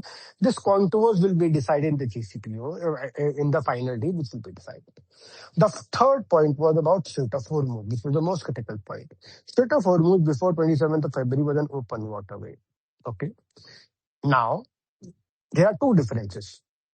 Suez Canal is charged, Panama Canal is charged, but they are man-made waterways. This is straight. This is not a man-made, waterway or like a canal, right? So this cannot be charged. Many people invoke, many analysts say, oh, UNCLOS can be in place. Iran is not a party to UNCLOS. It doesn't recognize it, number one. Number two, you had Iran and Oman say at the shortest point, the Hormuz is only 30 kilometers wide. And you have Iran and Oman say till 12 nautical miles, both of us have the territorial water, which is as per the international treaty. So if we count the 12 nautical miles of Iran and Oman, so the whole Strait of Hormuz, the shortest point, is covered by both the countries. They claim it to be territorial waters. Now, this agreement, The revenge of geography. yeah, correct, revenge in geography. It is the same factor that has given the United States a natural moat because the US is naturally protected by two oceans on either Correct. sides. That is the advantage of True. geography.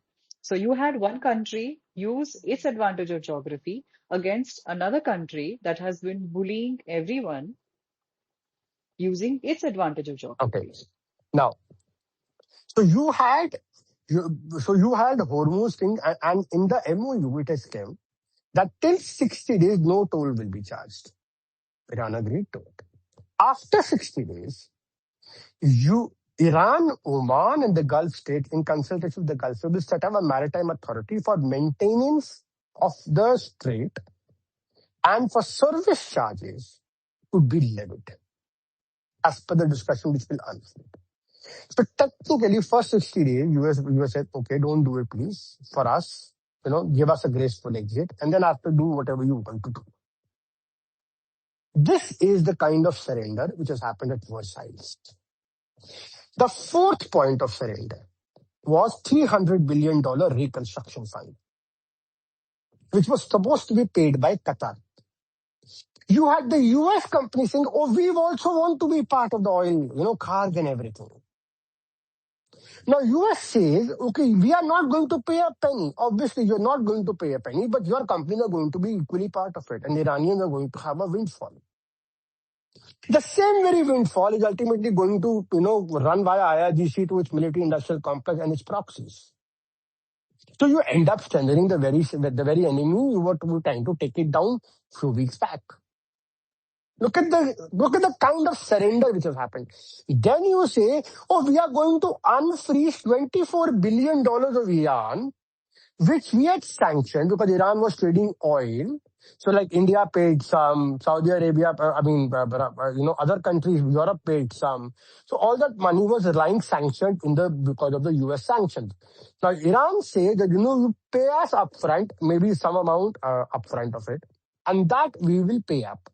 You unsanction that, or you unfreeze that. Actually, that's the word. So America agreed to do that in tranches. Okay, you keep performing. It is performance based, and it is not our money. It is Iran's money. See, that is exactly what President Obama also do. He also gave $8 billion. And when Trump shouted, "Oh, you sent cash on the plane," no, he did not send cash on the plane. He simply unfreezed the Iranian reserve.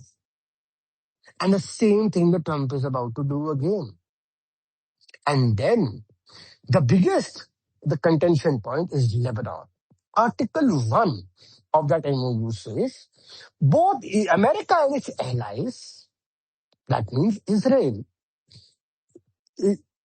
Iran and its allies, that is Hezbollah, right, will respect, will not violate, will not hit each other on each other's territory. The ceasefire shall be maintained, including the relevant parties in Lebanon. That binds Israel. That is another thing that Israel is not willing to accept, and it is trying to wriggle out of it. It is trying to do its own separate agreement, as we saw yesterday. But that was another surrender which the Americans did before the Iranians. And then you had the Iranians do, hit Israel once again. And then Donald Trump, started blasting Bibi Netanyahu. Stop it, stop it, stop it. Why do you need to hit the buildings to take down few Hezbollah commanders? Can't you do pinpointed operation. And then we get to hear, that Trump as US military has said to Israel that you are not going to hit Beirut and Haya, which was the headquarters of Hezbollah, and they're not hitting that. They are hitting in the South Lebanon, which is a Shia-dominated area where they've emptied the villages, but they're not hitting Beirut. It is that specific, headquarters of Hezbollah, which Iran was objecting to. So you had these sort of the treaty of or the MOU at Versailles was nothing short of a surrender document. You gave up sanctions, you gave up oil sanctions, you have unsanctioned Iranian oil now. You are about to unfreeze. You have said 300 billion reconstruction. You handed over Hormuz to them. There was no regime change. You agreed to the Lebanon clause. You agreed to enrichment. You agreed to minimum enrichment. You agreed to dissect. It is JCPO 2.0. What have you achieved? And they also got, I don't think, face for their new insurance Yeah. Now, initiative. the biggest play. Now we come to the geopolitical part of it. The geopolitical part of it is, the Americans wanted, the another big blunder which Americans did was they took on to open too many fronts and they took on too many allies. You don't do that. The same blunder which they committed in trade war, but rather than going after China and the malevolent actors, they took on Europe, they took on India, and they started blasting all countries up. This time also, instead of taking allies into confidence, NATO into confidence before launching this war, they went unilaterally. They started targeting other countries' financial architecture which they had built up, and that led to repercussions. And now, when I talk about repercussions, financial architecture, I talk about the Tehran loop, I talk about the Delhi loop. In that, you must understand when on 28th of February, when these wars started, you had the IRGC through tankers blown up in Strait of Hormuz, the Lloyds of London, which is the primary wartime insurance market in the City of London, Corporation of City of London, which is an autonomous jurisdiction within the World City of London, the 1 square mile from which it operates. From there, Lloyds of London, or I call them Lords of London, okay? So they operate and they jacked up the wartime insurance with 100% to 100%. President Trump got furious. Oh, this is crazy. And the whole traffic came to a halt in Hormuz. IRGC imposed the blockade and it was done. In the meanwhile, Trump said, okay, you Britishers, you are going to defy me. You are trying to, create problems for me. Let's see what we do to you. $20 billion, I'm announcing insurance, and US Navy will escort. Not 1%, 1% of that insurance was taken up, even when he hiked the amount to $40 billion later on. Then, US Navy commander said, sorry, sir, we cannot escort. Okay? The US Navy cannot escort tankers. It is crazy. They tried to do in between and they were hit in mid-April or even in May, mid. So this was the kind of crisis because Trump tried to threaten the British financial empire. Why? Because Tehran loop has unhedged liquidity running via banks in Oman, shadow nodes in Dubai, and ultimately through Hong Kong, and ultimately via China, the money that ended into the tax havens of City of London, of Cayman Island, British Virgin Islands belonging to IRGC, and European real estate. And that unhedged liquidity was the price which the Europeans were not willing to let go of. And the Chinese were also flabbergasted at this. Why are you hitting our trades? Venezuela was okay. They had agreed to, but Iran was too critical and known to be taken down. And that is exactly where this page and the pushback came. And when Hormuz was closed, Lloyds of London jacked up it. I remember Lloyd's article on the Lloyd's district website where they said, Mr. Trump, you can bring the most powerful navy on the planet, but the strait will only open once it is reinsurable. And that we decide. And that means the financial might of the British Empire gave America its Suez Moment in Hormuz. You destroyed the British financial empire and tried to destroy the British Empire in Suez crisis. This is a return gift to you. with interest. Yes, because effectively, uh, I mean, in the middle, when President Trump said that uh, we are going to provide the insurance, the strait is open. I mean, we are there. We are protecting you. We are doing everything. I mean, Iran never said the strait was closed. Iran always said the strait is open, and you can, I mean, you can travel through it as long as you listen to and you agree to our conditions. Despite that, nobody was willing to travel. Why? Because no one was willing to insure. And And no yeah, ship yeah. owners would be willing to take on the risk. So effectively, who actually closed the strait? The Lords of London. Lloyds of London, I need to say. They were the ones who actually closed the state. More than that, Besant himself admitted, no, that we went into Iran to destroy non-dollar trading. What was this happening? This was a non-dollar trade outside the dollar pipeline. What the people from City of London were doing, what the European real estate, Mojaba Khamenei's, the supreme leaders' property which were there in IRGC, even in just 100 meters away from the Israeli embassy in London. I don't believe that, that these people, you had the supreme leader of Iran, has a partial stake in a skyscraper in Paris, a restaurant in Frankfurt, and, bank accounts in Liechtenstein and Switzerland. We have all documented this on Niti Shastra books and Niti Shastra articles, and especially in our latest books as well, which have been now put on Amazon. So now, in all that, why do we see this billion dollar empire which the IRGC has built, or the supreme leader's son, who is a new supreme leader, had built? The Europeans allowed it, and guess what? The U.S. Department is prosecuting the Citibank and Bank of America and J.P. Morgan. How did you allow these transactions to pass through? That is the beauty of it. Which is why this whole thing has a further deeper layer of an elitist war which was going on between the factional war between two sections of elite. I've explained that in detail. I don't want to go. Then there was the question of the Delhi. If China was the target of the Tehran primary node, because UAE was the one which had, playing double game, they tried to, they arrested a lot of Iranian agents who were doing this Hawala trade and Gulf of Oman and all that stuff.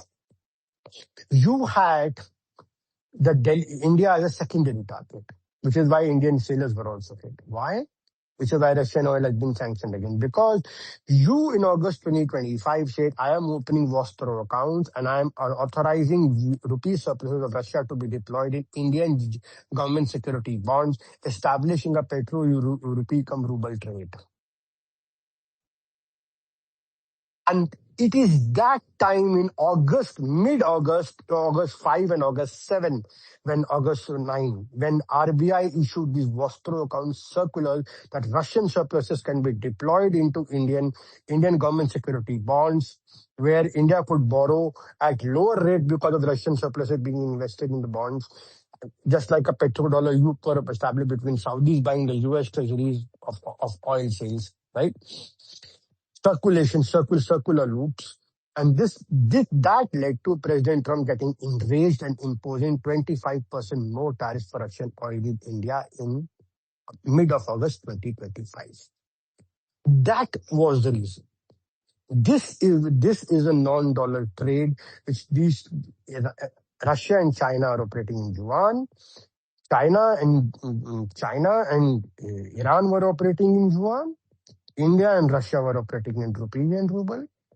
India made certain payments of Iranian oil in yuan, in dirham sometimes. Then you had the Vostro account rupee ruble trade. You even had the Saudi Arabians also saying, okay, we'll comply with the dollar of the petrodollar trade, but we'll also supply oil to China in yuan. So this whole region had to be shaken up. They came in to destroy this. Doesn't admit it. But unfortunately, they failed. The yuan trade still continues. China's oil shipping from Iran are still continuing. India's Russian oil has been sanctioned, but India can never forego of the Russian oil because Russian oil rupee ruble trade it's not about the arbitrage. How much will you earn of the. It is about because that trade shields you from dollar liquidity shocks. Your critical foreign exchange reserves are not diluted because you are not paying in the dollars. And which is why Russian crude, really was a rear guard, safeguard action for India during the whole crisis of last 5 to 6 months. One has to admire that. So you had the Delhi loop, the Tehran loop being the targets. That was a grand strategy, which ultimately came to a failure for America. For Israel, it's a strategic disaster because now with 300 billion reconstruction and a JCPA to 2.0, outrolling, and with your the amount of money that is going to flow into the Iranian economy, if it comes ultimately, Iran is going to be a major pole. With Hormuz at its leverage, wherever it wants, it can shut down, it can start, shut down, start, on, off, on, off. It can create life hell for it, setting a new normal. This was the, more or less. And then now we come to the consequences. The final part of it, the geopolitical consequences. The geopolitical consequences for one is regional. In the regional crisis, in the regional effect, you will see a lot of churn happening. You saw Qatar pay $6 billion to Iran during the conflict. Don't hit me. You had Emiratis, which have now started the trade today as the news came out. Trade exchange have begun. Flights between Dubai and Tehran are beginning. And it was the Emiratis which have opened up once again, realizing that for Emiratis, Abu Dhabi National Oil Company ships to pass Hormuz, they need Iranian help. That is a leverage which America has established, knowingly or unknowingly. Then you have the Saudi Arabia, which is not now even willing to join Abraham Accords along with Turkey and Pakistan, clearly refusing, first settle the Gaza issue, then we'll come. And then you have these Saudi Arabia, Turkey, Pakistan, and you had Saudi Arabia, Turkey, Pakistan, and Egypt form this quad kind of alliance, and you might have more people ultimately join up this, as they say, Islamic NATOs to be planned. This put Israel even more critical situation because Israel will now face a pan-Islamic Sunni alliance at its doorstep. It faces a hegemonic Turkey on the other hand. It faces a regional dominant Iran with its proxy Shia militias intact, right? With its liquidity flowing back with the backing of Russia and China and Hormuz leverage gained over last 5-6 months. So Israel gets more precarious, and which is why Israel now faces being isolated now. It faces a huge moment of reckoning. How does it deal with its biggest patron in America? You see a lot of rising anti-Israeli sentiment in America. The Israelis lost the left of America due to Gaza war during Biden and Harris, presidency. They've lost a significant chunk, except the older population of the Republican base, right? Younger population they have lost as per the surveys, and specifically the MAGA group, they have lost on the right. So the kind of opposition which is coming, that we should stop feeding this endless war, stop funding giving military aid, stop doing this, stop doing that. Why should we fight someone else's war in the Middle East? None of our business. So you will see Israel also think and recalibrate. Probably we need to diversify our dependence on American military and American technology. And you will see the Israeli startups, the cybersecurity sector, the military and defense part of Israel starting to invest in a non-hostile country. Unfortunately, there are not many territories for Israel which are not hostile today. That's the truth part of it. And India happens to be one of the few geographies where the local population is not hostile to the Israeli state. India still, a Hindu-dominant India still considers the Jewish Israel as a close ally or a strategic partner. And that is exactly you will see in the coming months and the coming years that Israel will start sharing and doing some joint ventures in critical technology from cybersecurity to intelligence apparatus, Unit 8200, all that stuff will start happening. And and you will, you will, uh, you will see a dramatic shift towards you. Hinda, can you hear me now? Yes, I can hear you. Yeah. So, right. So we'll see a dramatic shift of Israel moving towards or towards India. So you will have a new regional alignment take shape place to counter this pan-Islamic alliance, where you will have the Israeli cyber and defense technologies. You will have the financial might and the capital and the oil market of UAE, and you will have the industrial base and the industrial manpower of India to and the ports of India to fit into this pipeline. This will build up to be another axis. I don't think India will actively participate in the Middle Eastern wars as Israel would want or as America would want, because no government of India would requisition its troops to fight an endless war in the Middle East for Israel or for UAE. But we can be a good arms supplier and defense contractor. And in return, we can get access to critical technology which were only available to privileged access to the United States till now. And Tucker Carlson was the one who said 2 months back that Israelis are going to move to India. This was said 2 months back. So that is another huge regional realignment which is going to happen. So you see GCC getting to, awakening to reality of a dominant Iran.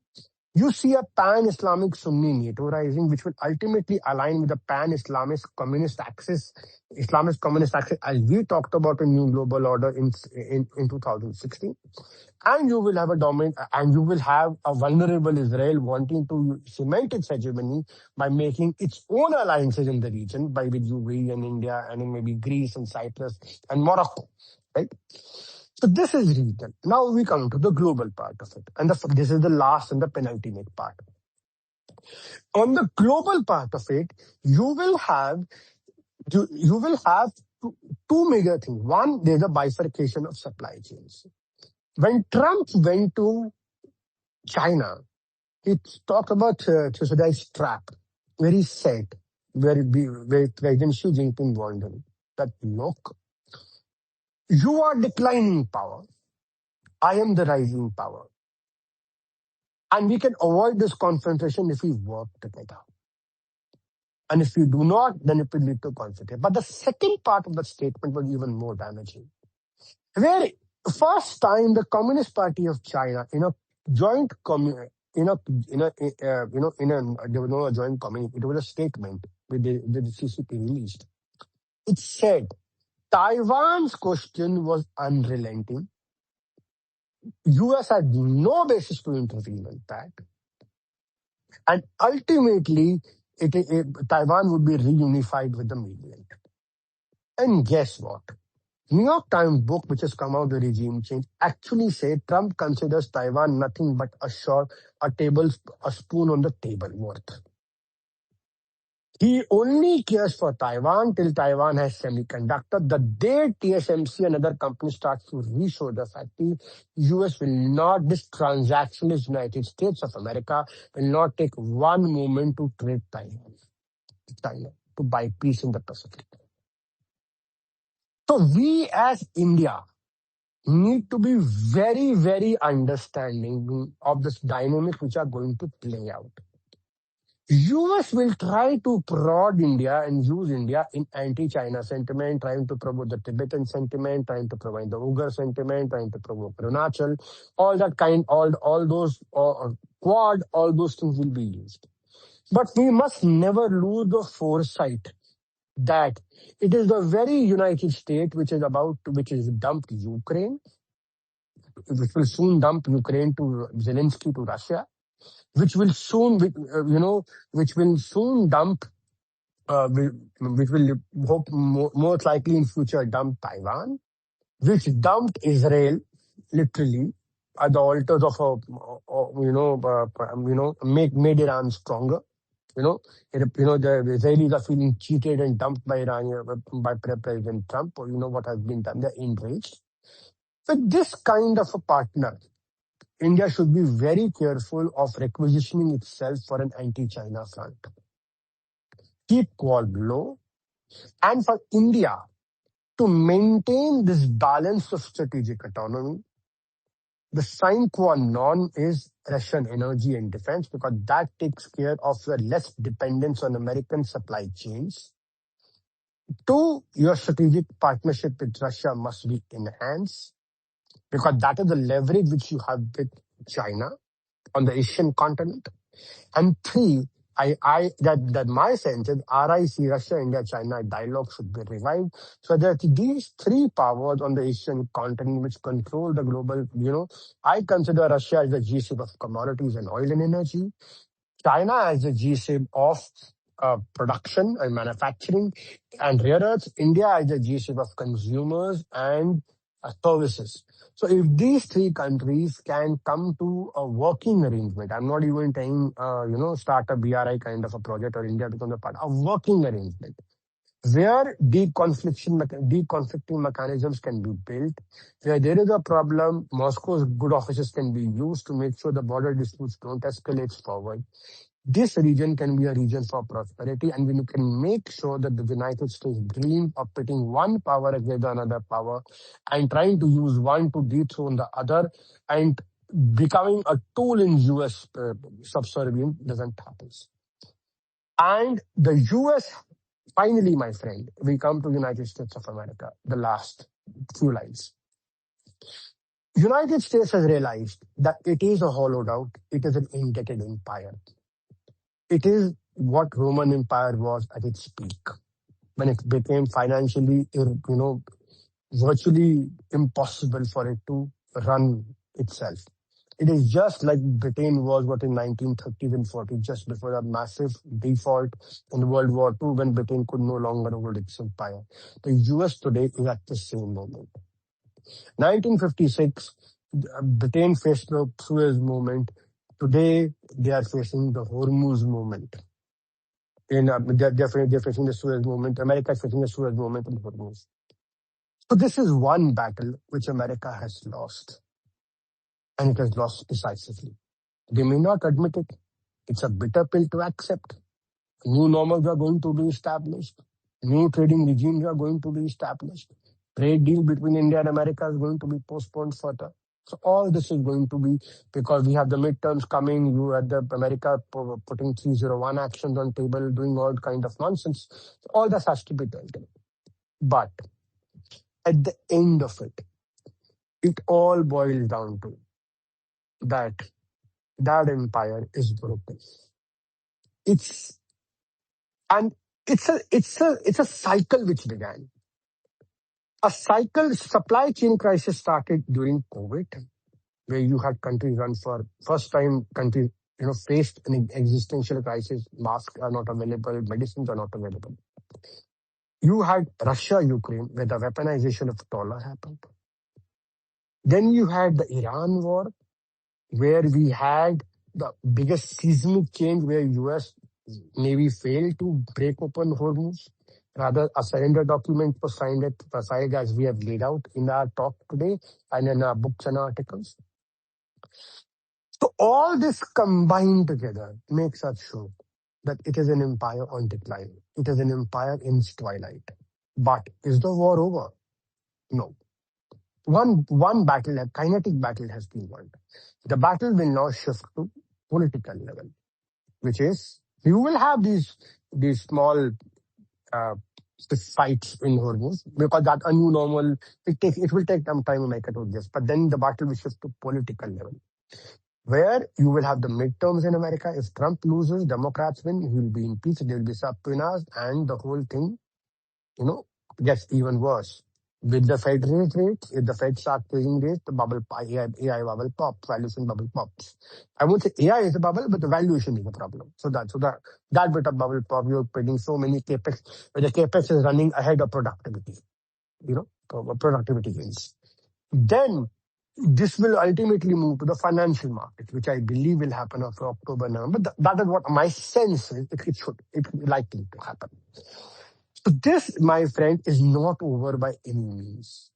These are the moments of a global cataclysmic change, a great reset, a great churn towards a new global where unipolarity of American empire has been broken to smithereens in Hormuz and Iranian war.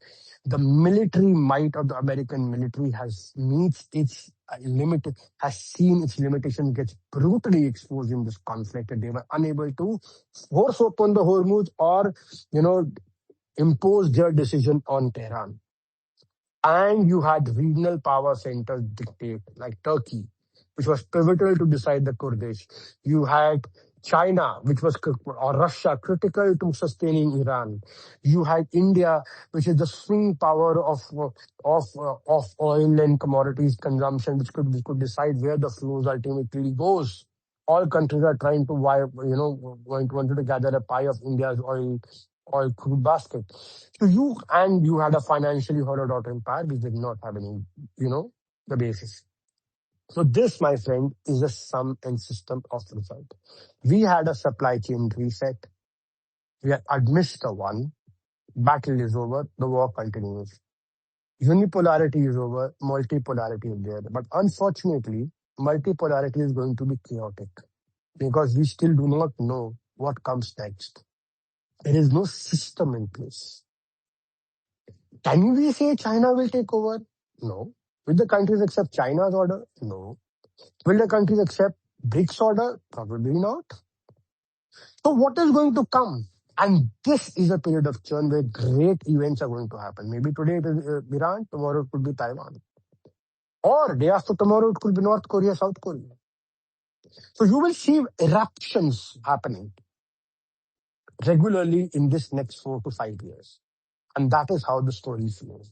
But if you know the fundamentals of global economy, you understand the global fundamentals of crude energy, supply chains, the financial system, the bond markets, and you understand the fundamental concept, it will be very easy for you to decode what is happening over here. And that was the purpose for us holding this space today, making those articles for last 2.5 years on Niti Shastra since 2023 March, and releasing those 2 books worth almost 4,000 pages in last 1 month. With that, I want to conclude today. Himja, do you have any final words? No, I think you summed it up wonderfully well. Thank you so much, everyone. Sorry, it's already too late today. We had a long chat because today I wanted to put all these data points, all this critical thing, analysis return, and this is what make us different from the rest of the world or rest of the analysts, because the rest analysts, they focused on the reaction. Oh, this is happening. Why this is happening? This is happening. Oh, now this would happen. But they did not understand the fundamental basics, how the economy and the supply chains worked. Or they did not, take that effort to disclose that. And it is why, yeah. I mean, that is also true, but there is also another point. Do you remember when the war started and we started putting out an analysis that Iran is not going to relent so easily, or when we said something, everybody. It is just because you admire something about someone, or you say that this strategy was good, you are automatically associated as their affiliate. The whole point of any analyst is you need to be unbiased. You need to not have blinkers. I think most people started looking at this war from a place of bias. And I think that is where most people got things wrong. Absolutely. There were people who saw Israel's war in, against Iran as a religious war against the Islamic world. So, we must support them. Then you had people from America who were saying, these are evil terrorists. We need to support them. Then there was another, other set of the Middle Eastern analysts who were, thinking about Iran's rise, and they were, doing plots and subplots. But none of them could gather to see the factual data points, decode it geoeconomically, and put it all on record, which is what we managed to do in last 4 to 5 months during this conflict, and put it on record in the books and the articles.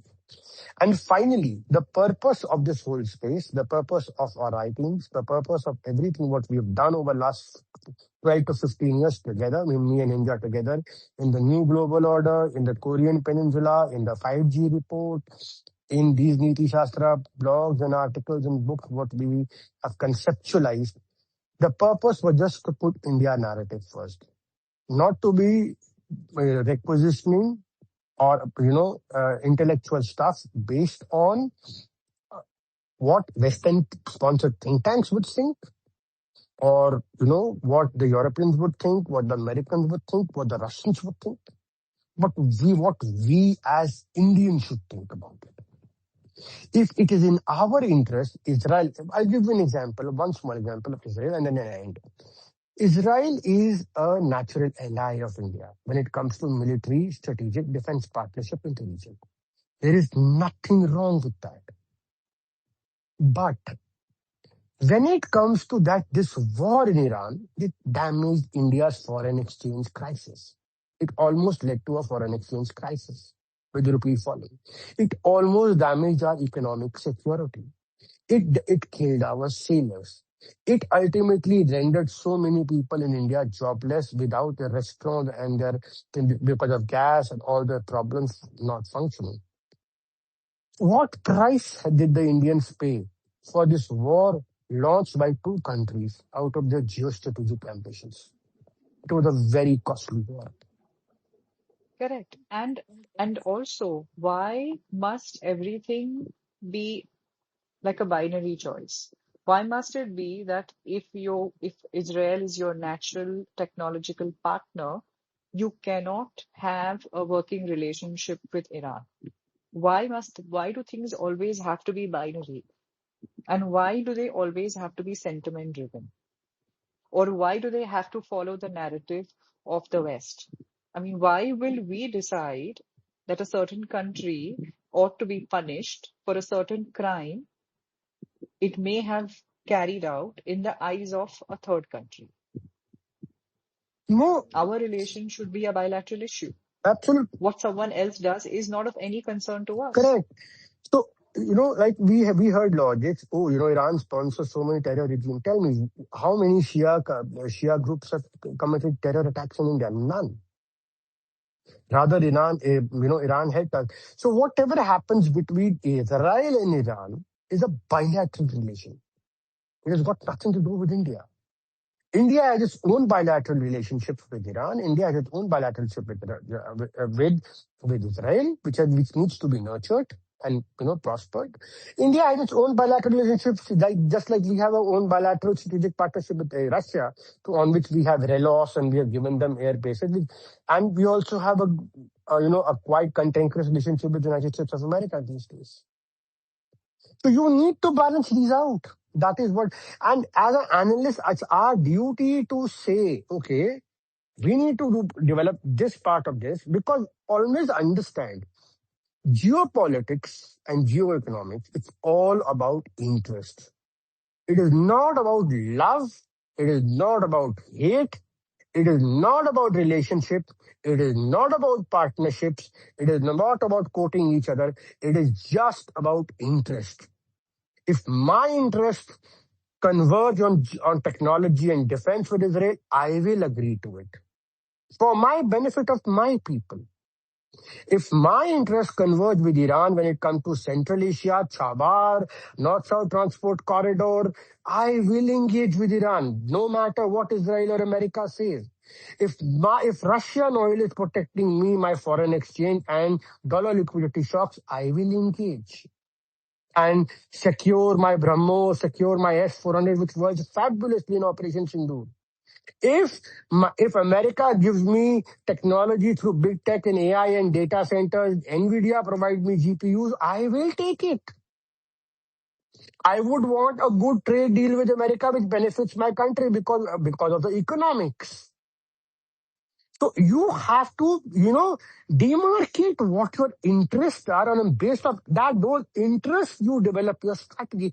That is how transactional U.S. foreign policy is, because it is institutionalized, and we have to take a leaf and do that kind of work. Unfortunately, we've never done that work, and that is why these days our purpose in Niti Shastra is all about, decoding these fundamental principles, laying out the strategic interests, and make sure that the policy blueprint is kept open to the public. And hopefully, students of international relations, investors, analysts, bureaucrats, foreign policy, they make a case study out of this. Our 4,000 page, Magna Carta on virtue of magnum opus on Niti Shastra is now there for people to read on Amazon as well, in case they want to buy it one go, have it at one stop shop. Get that, because there's going to be a reference point for you, for the coming generations in future, where we've covered history from end to end almost for 500 years. Narco terror, diamond trade, all that stuff which has happened. You will understand the layers beneath layers, Russian mafia, Vatican, all that stuff is written. So my point is, always dig deeper, always be logical, factual, think as India first, and always put strategic interest first over your love-hate relationship with countries and sentiments. With that, I commend and I conclude this space. Thank you everyone for joining us. It's already late. We are almost 2 hours into this now, more than 2 hours. We'll put this space on YouTube and hopefully on other platforms very quickly by tomorrow. If anyone wants to refer it, you can do it. And the purpose was today was to only about this, and maybe in the next session we'll take more questions and we'll open up for further debates on this. So thank you once again from everyone joining us. Do subscribe and like Niti Shastra YouTube channel and the blog, and we hope to serve you more such rich inputs. Thank you so much. Thank you, India, once again for joining it. Thank you. Thank you, everybody, for being here. Yeah, thank you so much. Take care.